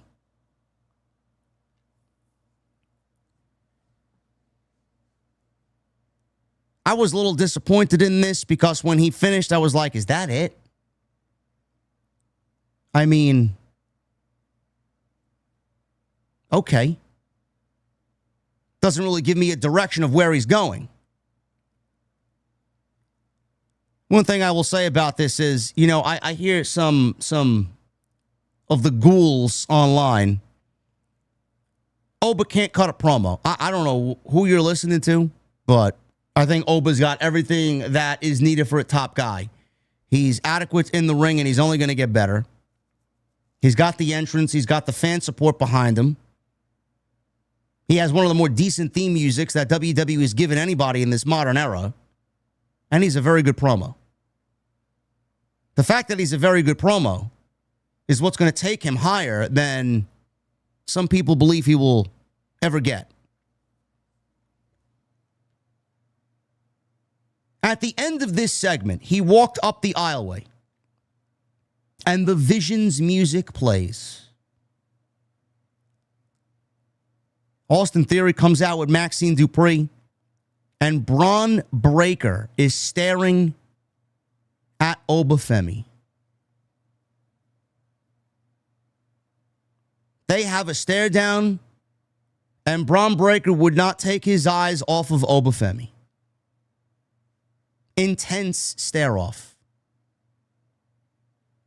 The only reason why Bron Breakker even left the stare down is because he had a wrestling match to take care of with Joe Hendry.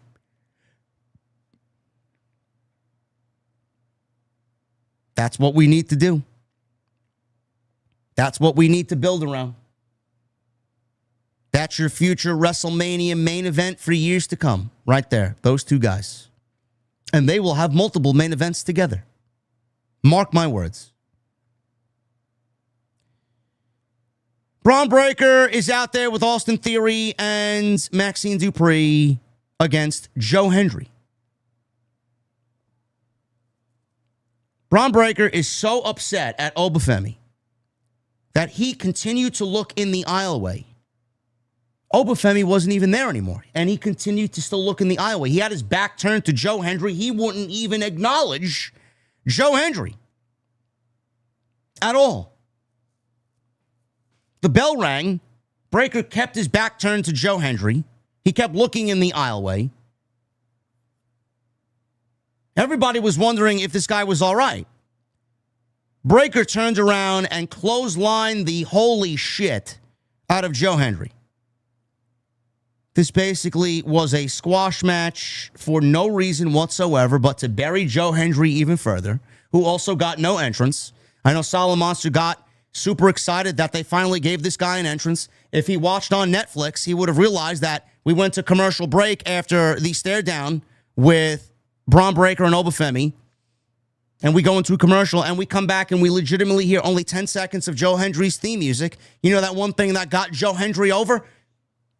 WWE will just not give him an entrance.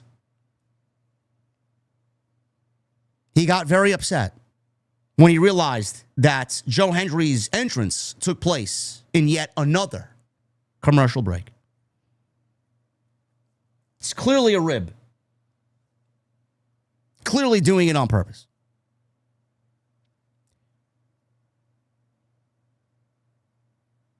So basically this ended up being a squash match. Spear, 1, 2, 3. Joe Hendry buried.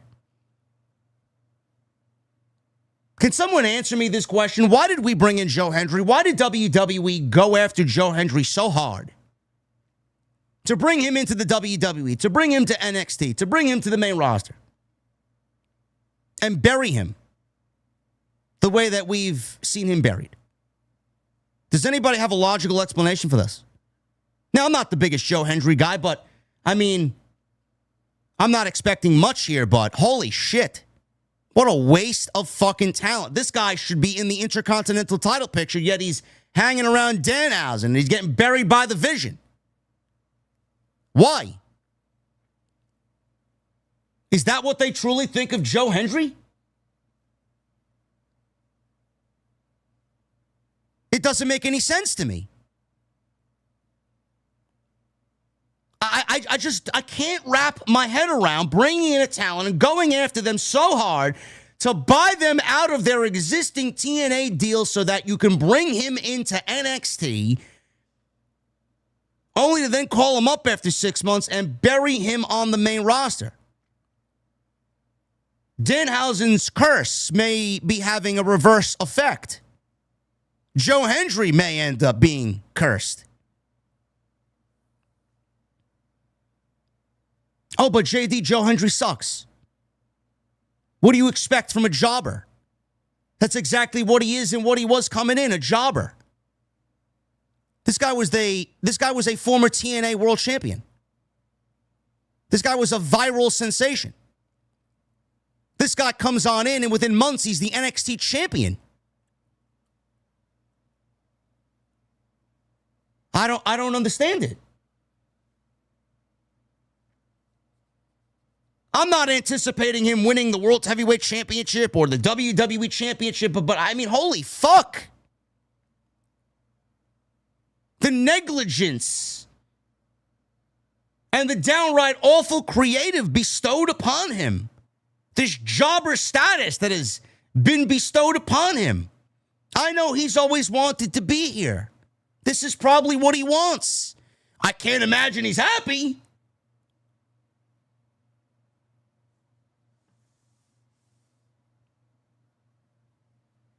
The Breaker Oba thing is what got everybody excited. It's not going to happen immediately. But what they did was have Oba go out there. Oba says he's the leader of the new generation.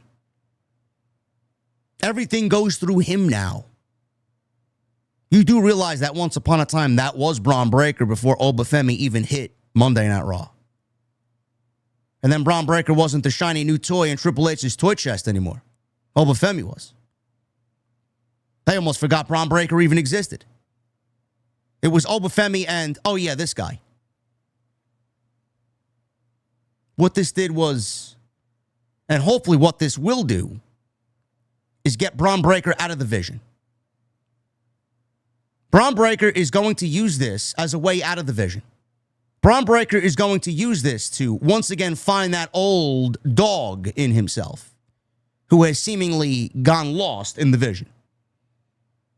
He will not stand for OBA claiming that he is going to be the leader of the new generation. Bron Breakker takes great offense to that because Bron Breakker was bestowed with that, had it taken away from him, and now he's going to try and get it back, and he's going to go through OBA to prove a point. And the little deal with Paul Heyman, I think that's the right pairing to do. Where Bronson Reed fits into this, I don't know. I thought that we'd start off with Bronson Reed back tonight, too. I think you get Bron Breakker out of the vision, and Bronson Reed comes back and rejoins the vision, and Breakker goes on with Paul Heyman. You got to make something happen. You got to get him where he needs to be. He cannot be with these guys anymore. The vision is dead. The vision of what we used to see the vision as is dead. It's now a mid-card act with mid-card talent and Logan Paul. It needs to die. Breakker is so much better than that. He needs to be at the level of where OBA FEMI is, and this, hopefully, is the start of getting him back up there so he could breathe that same air as OBA FEMI.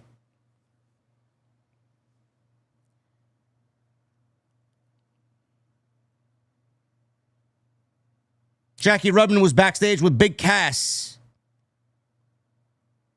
Why did Big Cass attack Javon Evans? Cass asked Jackie for the microphone. 8 years. I left. After 8 years, I was gone. I was left for dead in the dirt. It took Cass 8 years to get back to WWE from being at rock bottom.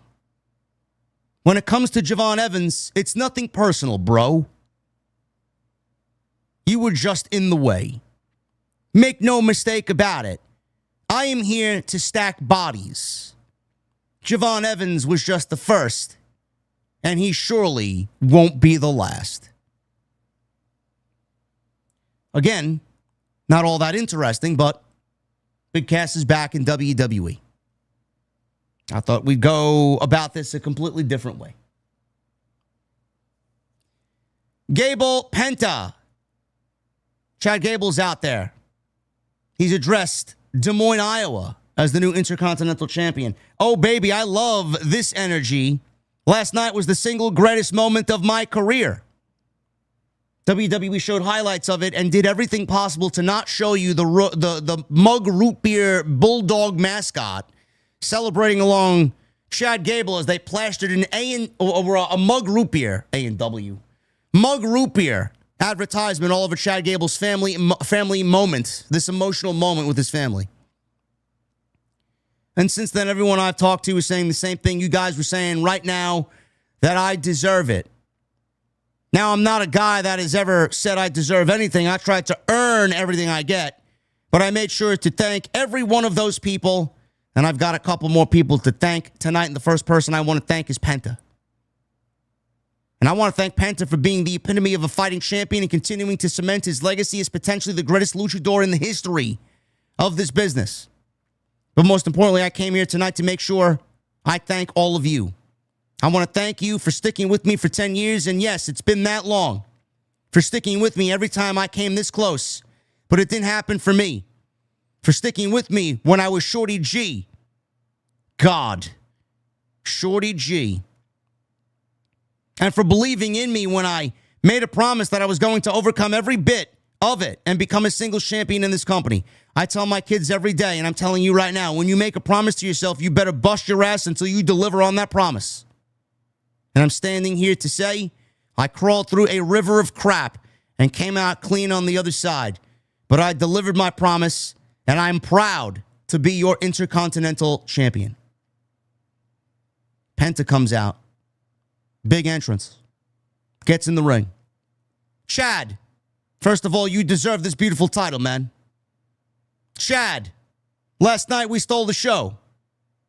Not really, but you could have. And tonight, I give you your flowers. I know you made mistakes, but no matter what, because you changed, I thank you for that, Chad. And now you have their respect, and now you have my respect. Chad, this is very simple. You are a true luchador. Chad, you are one of the best wrestlers in the world. He said Chad Gable's name a lot here. I don't know why. I don't know why he kept saying Chad. Love Penta. JD McDonagh comes on out with Dominik Mysterio. Whoa, whoa, whoa. Enough of this sappy garbage. Dominik is like, what is this garbage I'm hearing about Chad being a real luchador? I am the king of the luchadores. I am the AAA mega champion. I am the greatest Mysterio of all time. You cannot go out there and stake claim to that after you've lost to Danhausen. Hey, I got a question, says McDonagh. Maybe you can help me out with this, Dom. Tell me, why would any of these Des Moines, Iowa ditch pigs cheer for any one of these guys? Chad, the best match of your life has come and it's gone, and it wasn't even last night. It was when a better wrestler than you whooped your ass, took your mask, and you lost your right to call yourself a luchador. And Penta, you just lost to him, so what does that make you?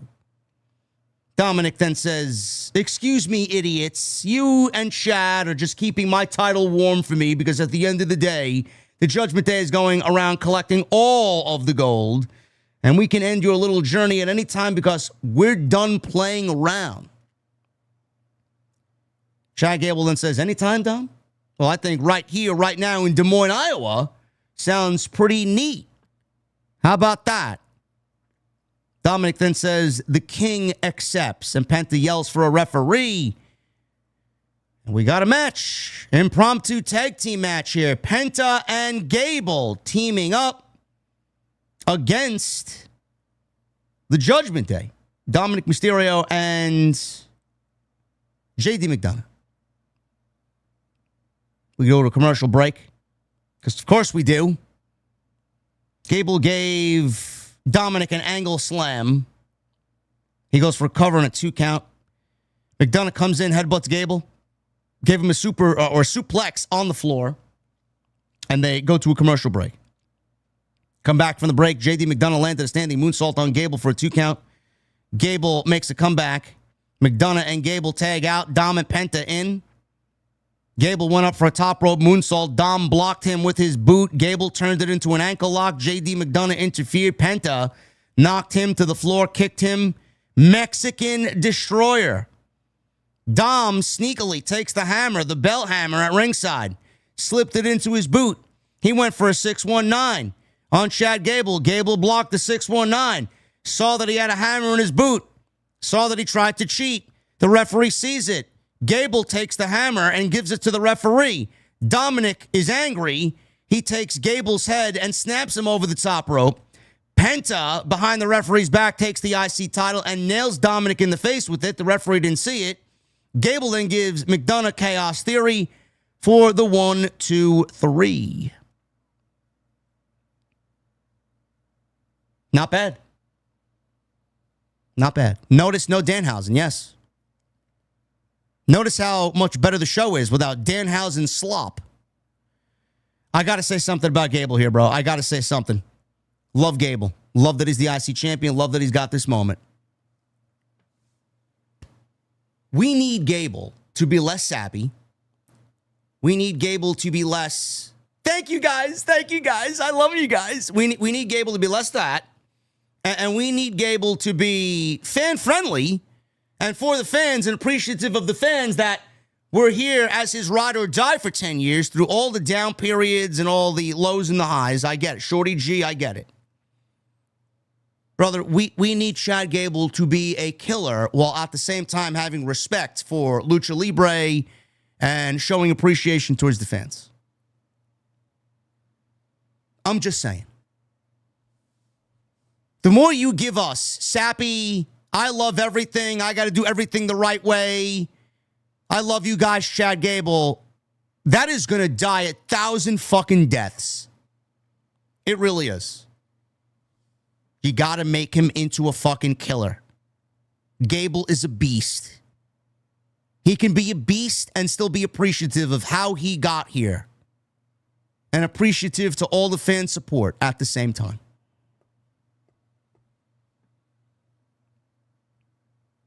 Backstage. Bron Breakker confronts Paul Heyman.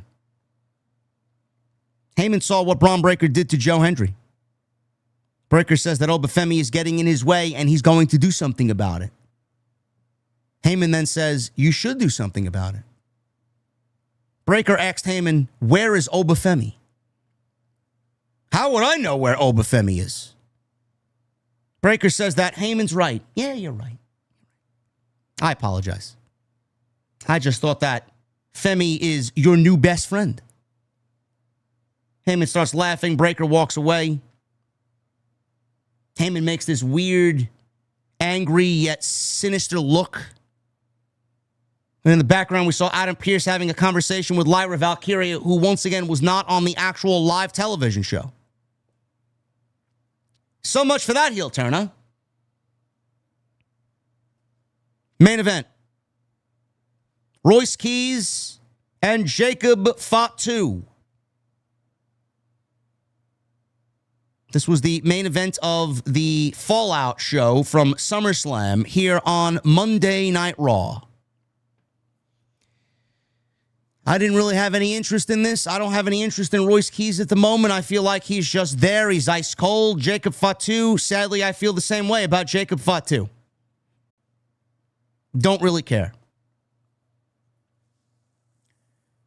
This was a street fight. Things got really going when we got the tables pulled out, the Slim Jim tables and the steel chairs pulled out. We'll pick it up there. So, Fatu is on the outside with Royce Keys. He landed a running power slam through the ringside timekeeper's area. Did Royce Keys on Jacob Fatu. So, Royce Keys goes to pull out a table from underneath the ring. Jacob Fatu takes Keys and throws him into the ring post and then over again on the announce desk. Fatu then threw some chairs into the ring. Royce Keys recovers. He leaps onto Fatu at ringside, throws him into the ring post. Keys throws more chairs into the ring because there wasn't enough. And then he throws Fatu into the ring. So fans are chanting, one more chair, one more chair. I thought they were chanting, we want tables, but apparently they were chanting one more chair. Fatu recovered enough during the chair throwing incident. Punch Keys, takes over the match. He lifted a chair. Keys hits Fatu with a kendo stick repeatedly. Keys then leans a table in the corner. Fatu bashed him with this kendo stick. He then yells out that he should have stayed out of the Bloodline business. Keys countered Fatu with a suplex through two chairs that he had set up in the middle of the ring. Keys threw a chair into the face of Jacob Fatu as Jacob climbed the top rope. I don't know what he was going for. I guess he was going for a big splash. Keys then delivered a twisting power slam off the top rope onto a pile of steel chairs. He goes for cover. He gets a 2 count. That might have been the only cover of the match. So Royce Keys is now throwing some chairs out of the ring because I guess he needed some room to do what he was about to do next. Fatu ends up super kicking him. Keys comes back with a big-time spine buster. He then takes the straps, lowers his straps.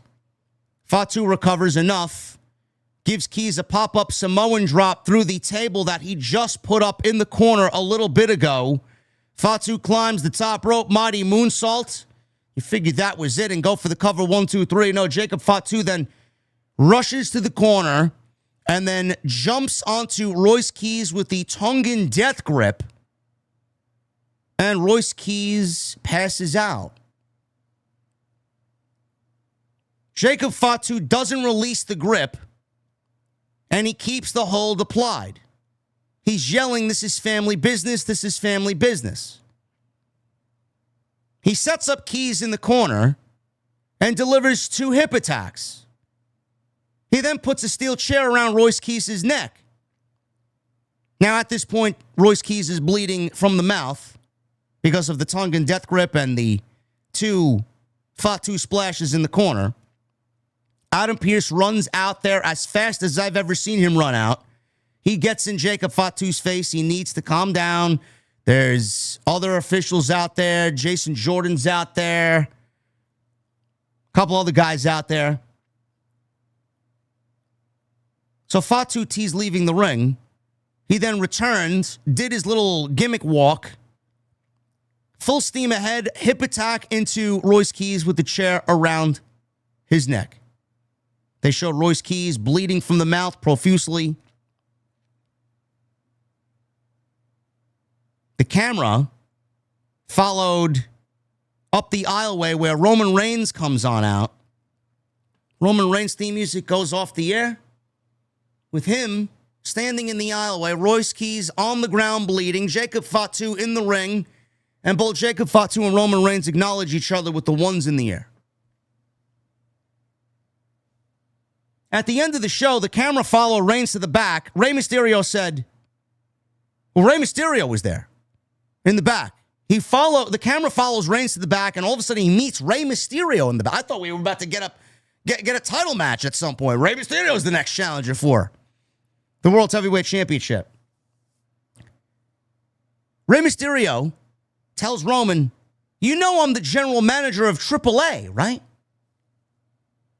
Roman Reigns then says, "I do now. Let me run something by you." And Monday Night Raw goes off the air. So I got to ask chat, is Roman Reigns a heel? I mean, for what they did to Royce Keys, don't you kind of look at that as the Bloodline is a heel faction? Roman Reigns is a heel. Roman Reigns is leading a heel faction? Or am I just lost? I guess Roman Reigns is really looking after Jon Moxley. I can't tell what the Bloodline is. Are they baby faces? Are they heels? Are they mimicking the Death Riders? I have no fucking clue. I don't know. What does Rey Mysterio and Roman Reigns have to do with one another? Nothing. Nothing. Rey Mysterio wants to talk to Roman Reigns because Saturday, September 26th, I believe that's the case, right? September 26th, let me look at it. Saturday, September 26th, at the Allstate Arena in Rosemont, Illinois, the shadow of Chicago. WWE is running AAA, NXT, Worlds Collide in Chicago. Do you know what also is running Saturday, September 26th at the Now Arena in Schaumburg? AEW All Out. WWE is booking a Worlds Collide show in the same city on the same night as AEW's flagship All Out show, which has found home at the Now Arena in Schaumburg, Illinois, for many years now. That is no secret. CM Punk has already made hints. Maybe I'll show up at AAA, being that it's right in my backyard. Oh, CM Punk will be there. NXT talent will be there. Main roster talent will be there. And now, Roman Reigns will be there. WWE is counter-programming AEW All Out with a AAA NXT Worlds Collide show in Chicago. And they're using CM Punk and Roman Reigns to prove a point. They are counter-programming with Roman Reigns and CM Punk on a show called WWE AAA NXT Worlds Collide. But AEW isn't competition. WWE doesn't acknowledge AEW as competition? Is it that? Or do they take great pleasure in hoping AEW fails? Knocking AEW down a couple of pegs. Now, if I'm Tony Khan, I don't find myself bothered by this. I booked the best show that I possibly can for All Out. I'm not bothered by this in any way, shape, or form. All Out is a waste of a show anyway. All Out hasn't been special since CM Punk made his return to pro wrestling and he wrestled Darby Allin at All Out. Nothing's happened at All Out in many years that is going to get me to watch or go there and watch it live. In fact, I may actually cover Worlds Collide that night and not All Out, if that's the case. I just find it funny how WWE now all of a sudden just threw it in our face with Rey Mysterio. Hey, man, let me run something by you.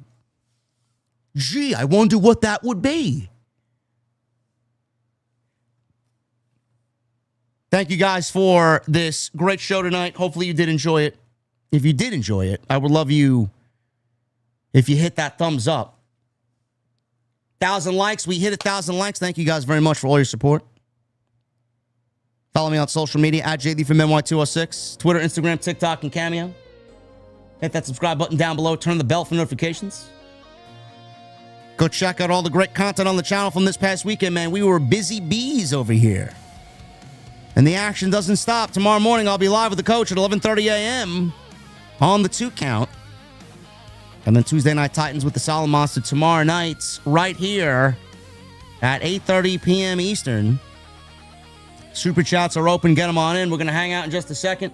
Once again, I want to thank my sponsor for tonight's show, Blue Chew. BlueChew.com. Code JD at checkout. Blue Chew Gold is where it's at. I know you guys want to be the Roman Reigns and the CM Punk of the bedroom, man. You can't do that without Blue Chew Gold. They wear the gold, and you're going to be wearing the gold when you got some Blue Chew Gold. BlueChew.com, code JD at checkout. What you're going to get when you sign up using that promo code, you're going to get an additional month of Blue Chew Gold on the house. You buy 2 months of Blue Chew Gold, you get the 3rd month for free. You're going to get 10% off your first purchase, and you're going to get free overnight shipping. Sounds like a championship level deal if you ask me. Make sure you guys go and check out Blue Chew. BlueChew.com, code JD at checkout. I want to thank them for sponsoring the show right here on Off the Script. Now we got the wheel to spin. I got to get the wheel up. I got to get the wheel up, man. It's time to spin the wheel.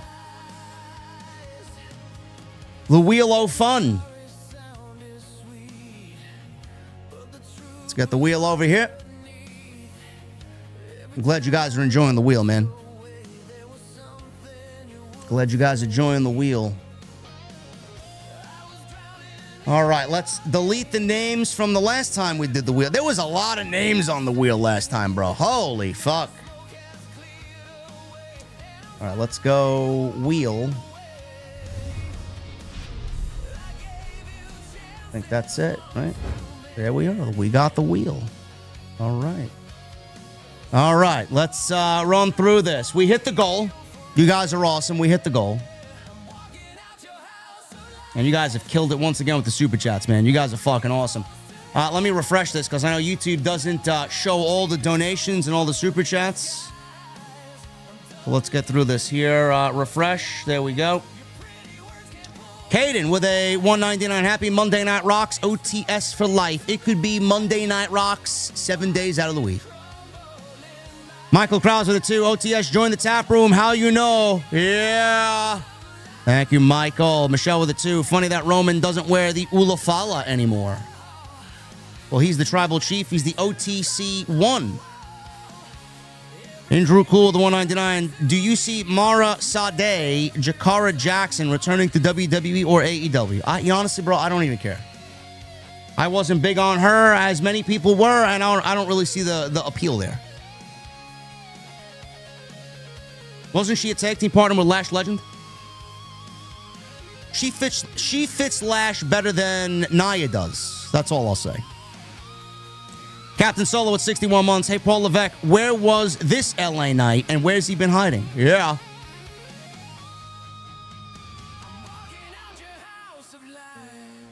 LA night was great tonight. My guy, Beef Cheeto. Beef Cheeto, 4401 with a $9.99. He's the first one on the wheel. He's got 2 spots on the wheel, Beef Cheeto. Hey, JD, I know you hate these stories, but we had to put our pug down today. She almost made it to 14. Pouring one out for her tonight.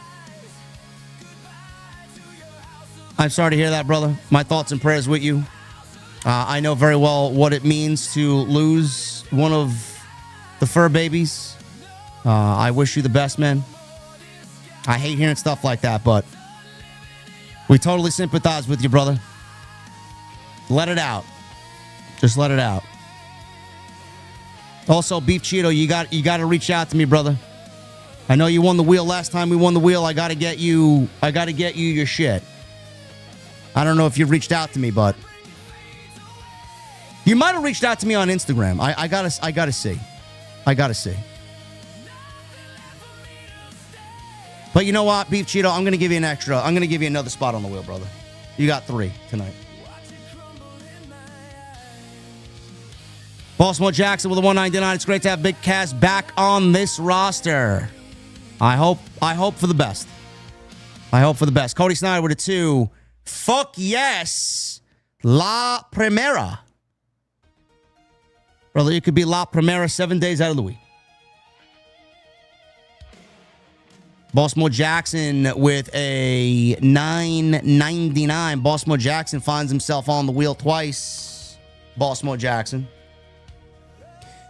Vaquer is back. Randy's back. KO's back. Cass is back. Becky's back. Now, if WWE can do a significant follow-up on these returns, we can get somewhere.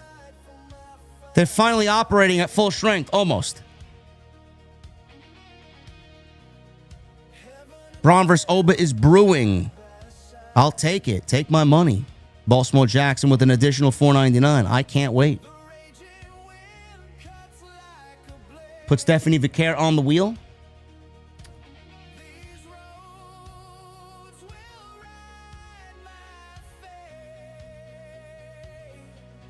Triple M. I'm sorry, man. That sounds fucking awful, bro. That sounds awful, man. I wish I could give you some of my central air, bro. Let's throw it to the camera, man. JD, why do you wear hoodies on your stream? It's fucking 64 degrees in here, bro. I'm fucking freezing my ass off. I can't work. Without it on, I'm dying in here. I don't have it on during the day just to save on electricity. Captain Solo with a $2 super chat. So this is what Joe Hendry came to WWE for, huh? Yeah. To be a loser.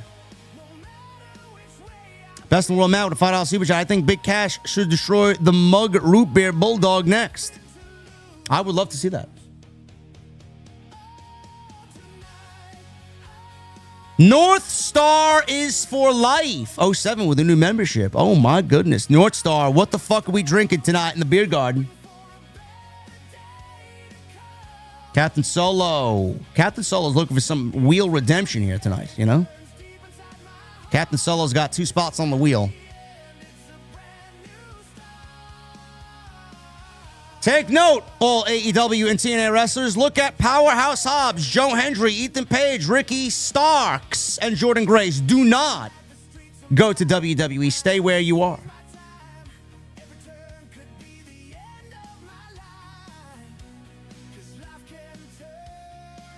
Michelle with the $2 super chat. No sign of Seth tonight. Maybe he gets moved to SmackDown. Who do you move over to Raw? Look at the main event scene on Friday Night SmackDown. Cody Rhodes, CM Punk, Kevin Owens, Randy Orton, Finn Balor, Gunther, Sami Zayn. Drew McIntyre's over there. Supposedly, he's not even there yet. He's not even back. Trick Willie's going to be a main event guy sooner or later. JM with a 5. When Bron finally spears Theory and Maxine leaves the Vision, it's going to be the greatest day ever. I do not want OBA vs. Bron with interference.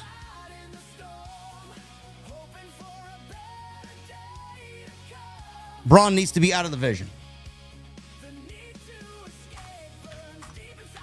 Hopefully that happens soon. Yo, boy Pete with a $50 bomb. JD, my girl, who says, you, Santi, and Pat talk too much because I'm always listening to you guys now. Walks around the house singing Lonely Nights. It's stuck in her head. Haven't finished Raw yet, but solid show so far. And I'm only up to Soul and Roxanne. That came in at 10:53 p.m. I'm assuming you're done with the show by now. Tell your girl, Pete, that Lonely Nights is a great fucking song, and she's got good taste. Appreciate you, Pete. You got 6 spots on the wheel, brother. Adam JD with a 199. This one's for OTS Tribal Queen. Thank you, Adam JD. I appreciate you, brother. Michael Krause, $2 Super Chat. RIP to the OTS Tribal Queen. Prayers for all. Thank you, Michael. Illuminati with a 5. LA Knight making Roman break character for a split second tonight with the "You Suck" in the phonic alphabet was priceless.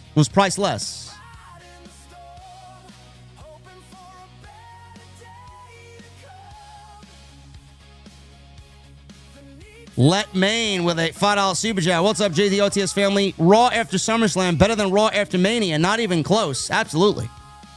I thought Roxanne was going to turn on Liv tonight. OTS for life. Nope, we got to win Money in the Bank first for that to happen. Tone VC with a 5. RIP OTS Tribal Queen. Fuck cancer. 100%. Jazz Bliss with 5 months. OTS for life. Also want to say RIP to the OTS Tribal Queen. Fuck cancer.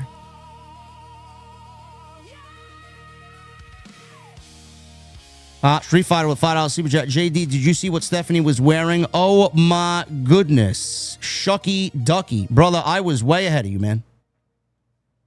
I was way ahead of you. I got another GIF all ready to go as soon as she posts herself on social media.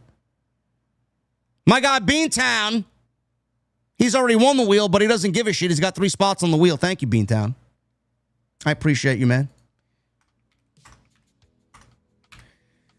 Hey, JD, I thought Raw was better tonight compared to last week. Glad to see Big Cass back. Glad he got a second chance. Happy to see Becky and Stephanie back. That division needs them. It's a shot in the arm. Also, Bron Oba. I agree. One of the better Raws all year, honestly. Jay Holly with a 199. Hey, JD, what is your favorite match of all time?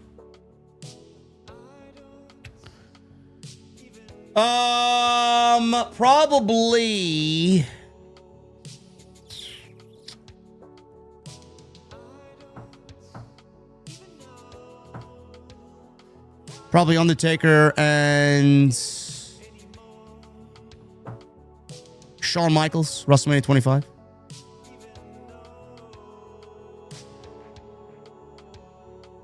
Stone Cold Steve Austin, Bret the Hitman Hart, WrestleMania 13.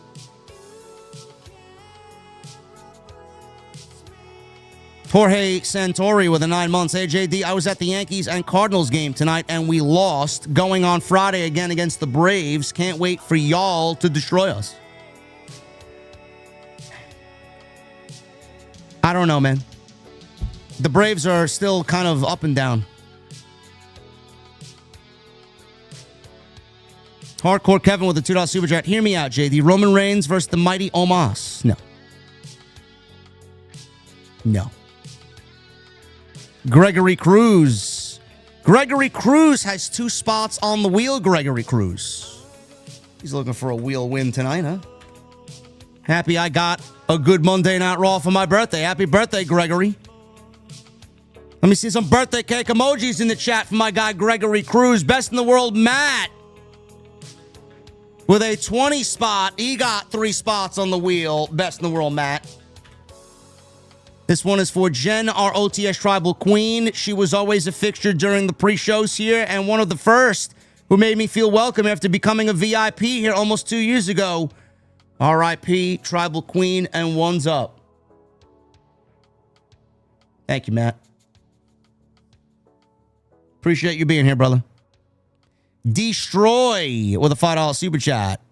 Bloodline versus Los Perros. This was the first time in 1 year that I watched a whole Raw. It's been that long, huh? Crazy. Well, you picked a good night to come back. Jason with a $5 super chat. JD Triple H did his job tonight. Love your shit. I'll get you a cup of coffee next time. Appreciate you. Gotta give him credit, man. Tonight was a good show. I enjoyed tonight probably more so than night one of SummerSlam, to be quite honest with you. I got James with 37 months. This goes out to the OG OTS VIPs and my sis, OTS Tribal Queen Jen. I'll miss you and you'll never be forgotten. I love you. Thank you, brother. Hope you're well, man. Sam Vargas with a $5 super chat. Rest in power. Jennifer, thank you, Sam. The Meister P with a new membership. Thank you, Meister. The fuck are we drinking tonight, brother? Nathan Rush with a $5 super chat. Uncle got diagnosed with dementia, and it's bad. The music, the atmosphere shows you Solo created his greatest escape, bar none. Keep cooking. Nathan, I'm very sorry to hear that, man. Fuck dementia. I can't stand that terrible, terrible, terrible disease. I lost my grandfather and my Aunt Teresa to dementia and Alzheimer's. Thoughts are with you, brother. Be with him and get him anything he needs, man. Seriously. I would never wish that on my worst enemy. Tyler, thank you, brother. Tyler Marine, 91 with a $100 super chat.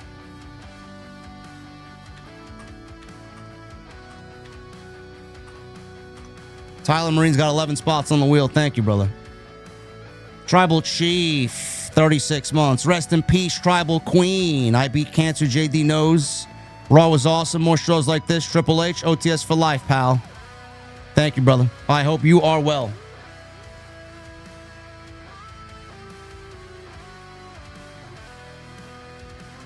Nate TV with a $10 super chat. Nate TV has got 2 spots on the wheel tonight. Thank you, Nate TV.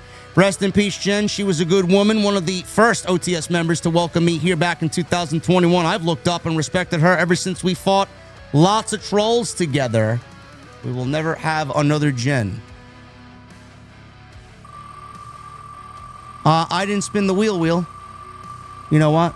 I don't want you guys to see what it lands on. I don't want you guys to see who it lands on. I don't know. I did that again, man. We trolled meta last time we did that.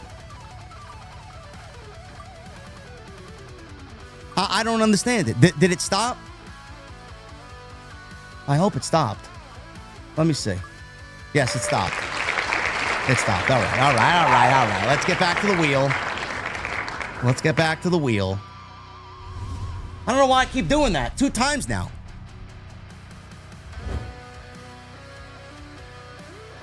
It landed on your boy Pete. It landed on Pete. I got to get Nate in there. Nate. Is Nate on there? He's only on there once.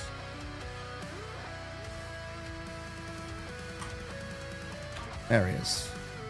Nate, thank you, brother. Rest in peace, Jen. I appreciate you for the kind words, Nate. Thank you for being here, brother. Punjabi Playboy with a $4.99. Rest in peace, OTS Tribal Queen Jen. I spoke to her for about 4 years in this chat, going back to 21. She loved this show and we'll miss her. Hashtag OTS. Appreciate you being here, Playboy.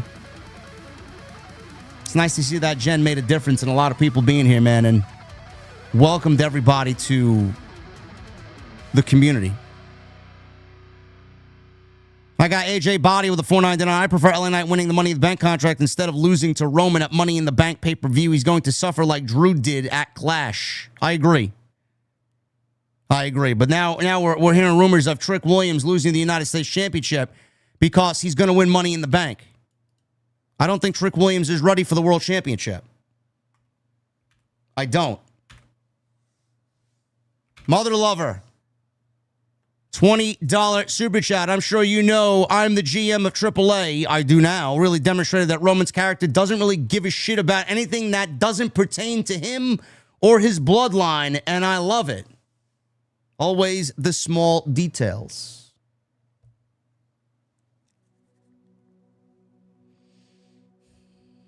That's who Roman is. A selfish, narcissistic prick. AJ with the 499. Nobody asked for Damian Priest back in 23. 24, we asked for LA Knight. Damian Priest older than LA Knight. Looking back, Priest clearly didn't deserve it. Well, the Judgment Day was hot at that point. There was a big Judgment Day movement then. JDGE with the 199. How long can they hold off on Oba versus Roman? Oh, they'll hold off. They'll hold off. AJ Body with a 499. The cash in at WrestleMania 40 would have been better if it was LA Knight, not emo bondage Undertaker. Drew and LA get their moment same night while Cody won. Well, you guys don't like Damian Priest tonight, huh?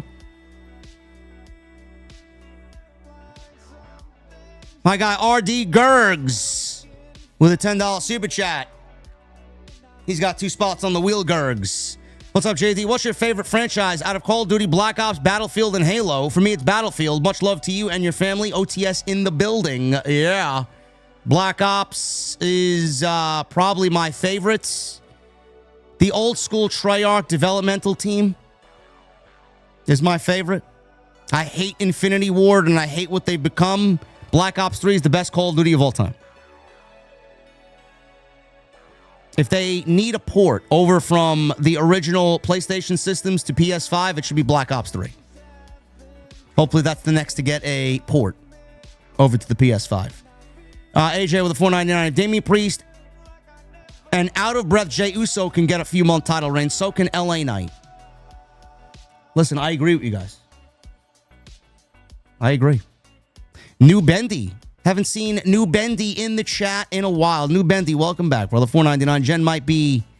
Jen might have hated my guts after all we've been through, but I always respected her. I wish I told her that before, but we will see her down the road. Thank you, New Bendy. I don't know what happened there, but I'm sorry to hear that, brother.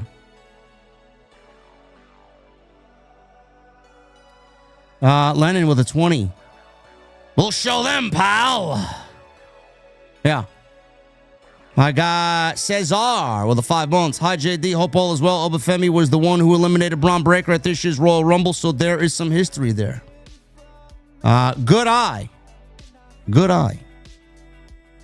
Hurricane. My guy Hurricane with a 20. He's got 2 spots on the wheel, my guy Hurricane. 3 spots. 3 spots for Hurricane. What a breath of fresh air it is when Raw is actually good. Don't let up on them. They need constant reminders of the need to create better television. I agree. 100% agree. Jeffrey Mania with a $30 super chat. That means Jeffrey Mania gets 4 spots on the wheel, Jeffrey. This fucking guy comes in here, Jeffrey. Meta! We got to get Meta on the wheel. He's here with a $10 super chat. That's 2 spots on the wheel for my guy Meta. I need redemption on the wheel. Hashtag justice for Meta. Love this community and thank you for everything you do. Thank you, Meta. Michael Krause with a $10 super chat. Michael Krause got 2 spots on the wheel. JD, you are definitely all gas, no brakes with it. Thank you for all that you do for me and the OTS community. The wheel is mine tonight. My 43rd birthday is at 12 a.m. Pacific time. How you know? Yeah. Michael, let's get a happy birthday, Michael, in the community, in the chat. Birthday cake emojis for Michael. Not his birthday yet, but 3 a.m. Eastern time. Michael's 43rd birthday will be upon us. Happy birthday, brother. Sim with an 8 months. I keep up with Raw, SmackDown post-show reviews from you to save myself from boring slop, but it sounds like this was a worthy episode to watch. Thank you, JD. Go and watch it, brother. I think it was a good show tonight. Black Raven Chris with a $20 super chat. Black Raven Chris has got 3 spots on the wheel. JD, I wanted to say a quick thank you. Your show has been a bright spot in my recovery from PTSD due to my time in the service. I truly appreciate everything you have done for me and this community over the years. First of all, Chris, thank you for your service. You shouldn't be thanking me for anything. We should be thanking you. And thank you for being here, brother. I really appreciate that, and I mean that. Thank you. Dalteen Cracker with a $10 super chat. We're on SmackDown right now. Feel like they have the workings of being pretty good. We shall see. Also, RIP to our OTS Tribal Queen. Indeed. Thank you, Cracker. Lauren with a 2. Glad to see Becky and Stephanie back on Raw. 100%.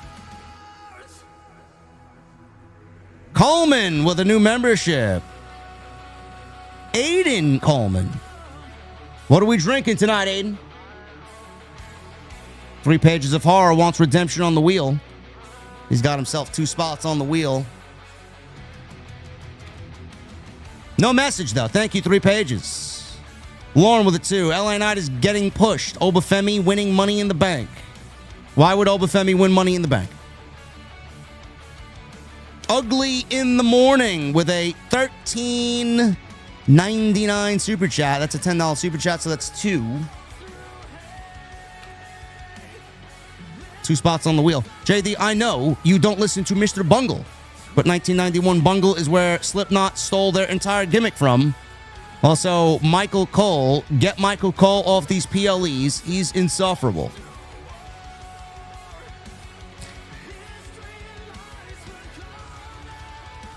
I might have to go YouTube some 1991 Mr. Bungle then. 3 Pages of Horror. Respect the hustle, JD. Getting ready for a book launch for my debut novel, and the grind is real. Any love from the OTS family would be awesome. Yeah.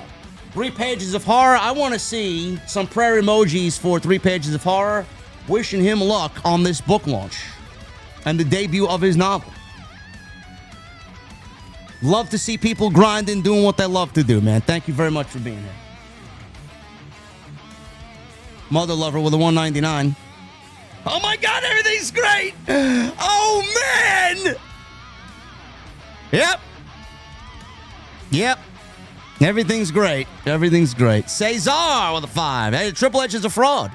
He expects wrestlers to get over, and then when they manage to get over, we want Cross is responded with, yes, you got Brock. Triple H is a stooge. He is a stooge. I have lost respect for Triple H month by month. Every time he opens his mouth, he says something new. That's just ridiculous. Sam Vargas with a 2. Grace versus Rodriguez for the women's IC title. I could see it. I know WWE wanted to prove a point, but I'm sorry. It's crazy how Braun Breaker looked like a mid-card jobber standing face-to-face with Oba tonight. That's Major Motions with a $4.99. He didn't look like a jobber, bro. Oba could stand toe-to-toe with anybody. Or Braun, rather, could stand toe-to-toe with anybody.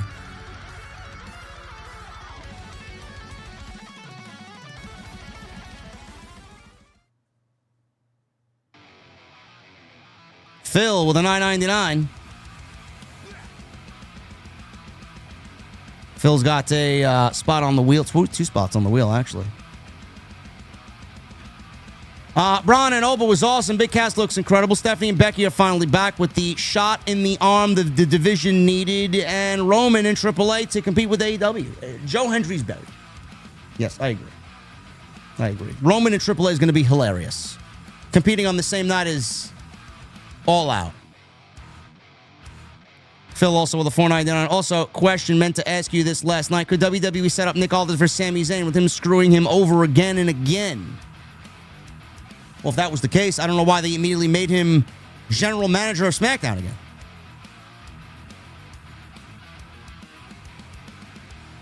Sim with a $5 super chat. Oh boy, thank goodness you didn't watch it via VPN, because I read Danhausen rode in on his tank and throwing human monies for 2 to 3 minutes and talking. God, that sounds awful. Stephanie tweeted, huh? Let's see. Stephanie tweeted. Zach Fisher in the chat says Stephanie Vaquer tweeted.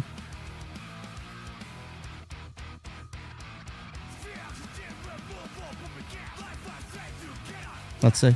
Hold on. Oh, she did tweet.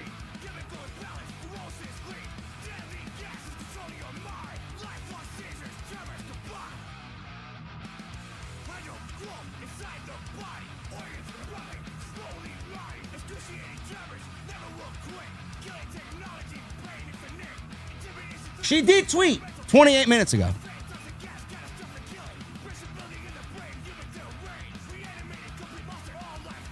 Jeff with a $20 super chat. Thank you, Jeff, for being here, brother. JD, thank you for your thoughts and prayers for my uncle who passed away. Thank you to the community as well. Very pleased. The WWE finally forwarded some new stories on Raw after SummerSlam. Cheers, OTS. Poor attendance wake-up call. Yeah. Definitely. Definitely. Phil with a $4.99. What matches do you think WWE will do with Punk and Roman? My guesses are Punk versus Dom and Roman versus Penta. It's WWE versus WWE, but Roman and Punk are on the card. I don't know, man. Does AAA even have that type of talent to put up against WWE?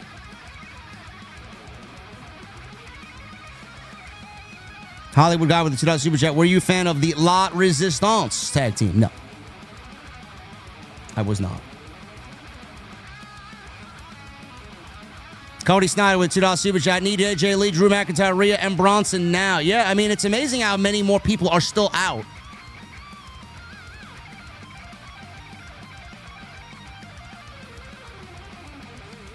Phil got another spot on the wheel with a $9.99 super chat. Cody, Punk, Gunther, Sammy, Finn, Orton, KO, Drew, Stephanie, Becky, Big Cass are all back. Well, when Drew is back. Drew's not back yet. WWE has the talent to avoid the usual post-SummerSlam lull. Hope they deliver. Rest in peace, OTS Tribal Queen. Thank you, Phil. Shout out to Don Tony, Wrestling Soup, Spitball Media, and as always, R.I.P. Kevin Castle. You know who that's from. Our guy Don Stoney with a $5 super chat. Thank you, Mr. Stoney. Hope you are well, my friend. McNeil, 99 with a $1.99. Will we ever get Roman versus Rock, or is it too late? Brother, I don't care about that. My guy Triple M. 2 spots on the wheel. Thank you, Triple M. If I win, give my win to Michael. You hear that, Michael Krause? Triple M is giving you his win. And Advocate 005 with 17 months. OTS Tribal Queen was always so welcoming to me. I was wondering where she went a few years ago. Rest in peace, OTS Tribal Queen. Fuck cancer. OTS Tribal Queen was very loved and appreciated here, man. It's very good to see. Again, thoughts and prayers to her and her family and friends. We lost a good one. All right, guys, it is time to spin the wheel. It is time to spin the wheel. Let's do it. Now I can spin the wheel. Let's do it.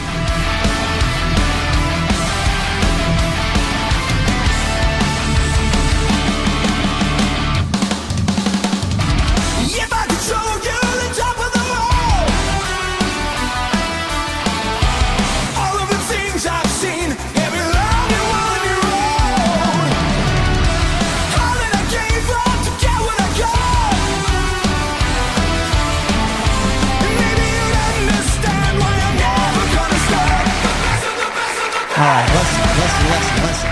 Now let's shut the music off. I gotta ask the chat. This is gonna be up to you guys. Beantown already won the wheel. Now I can send Beantown another mug and I can send Beantown another cap. But Beantown already won the wheel and I already sent him his package. Do we spin the wheel again? Or do we send Beantown his package? What do we do? I'll leave it up to you guys. Beantown, you got to chime in here, brother. This is more on you than it is on anybody else. I can spin the wheel again. I can shuffle again. I mean, we got a double winner here. Listen, Beantown, listen, I follow the rules. Do what I got to do. Beantown already has won a wheel. We can't have Beantown win again. He's already got a mug and a hat. Is he even in the chat?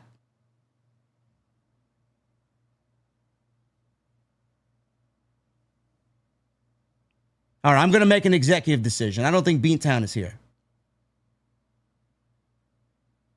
I'm going to make an executive decision. We're going to get some new merchandise made so we can keep this gimmick going. I got to get some new merchandise made. I'll maybe get something else made instead of these baseball bat beer mugs. I only got these made because it's baseball season. But I'm gonna take it under my. I'm gonna make an executive decision here. We're gonna spin the wheel again. All right. Hit the music, please.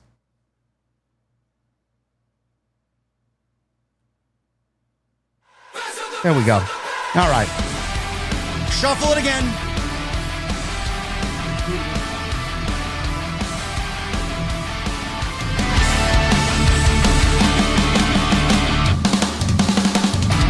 If I could show you the top of the world,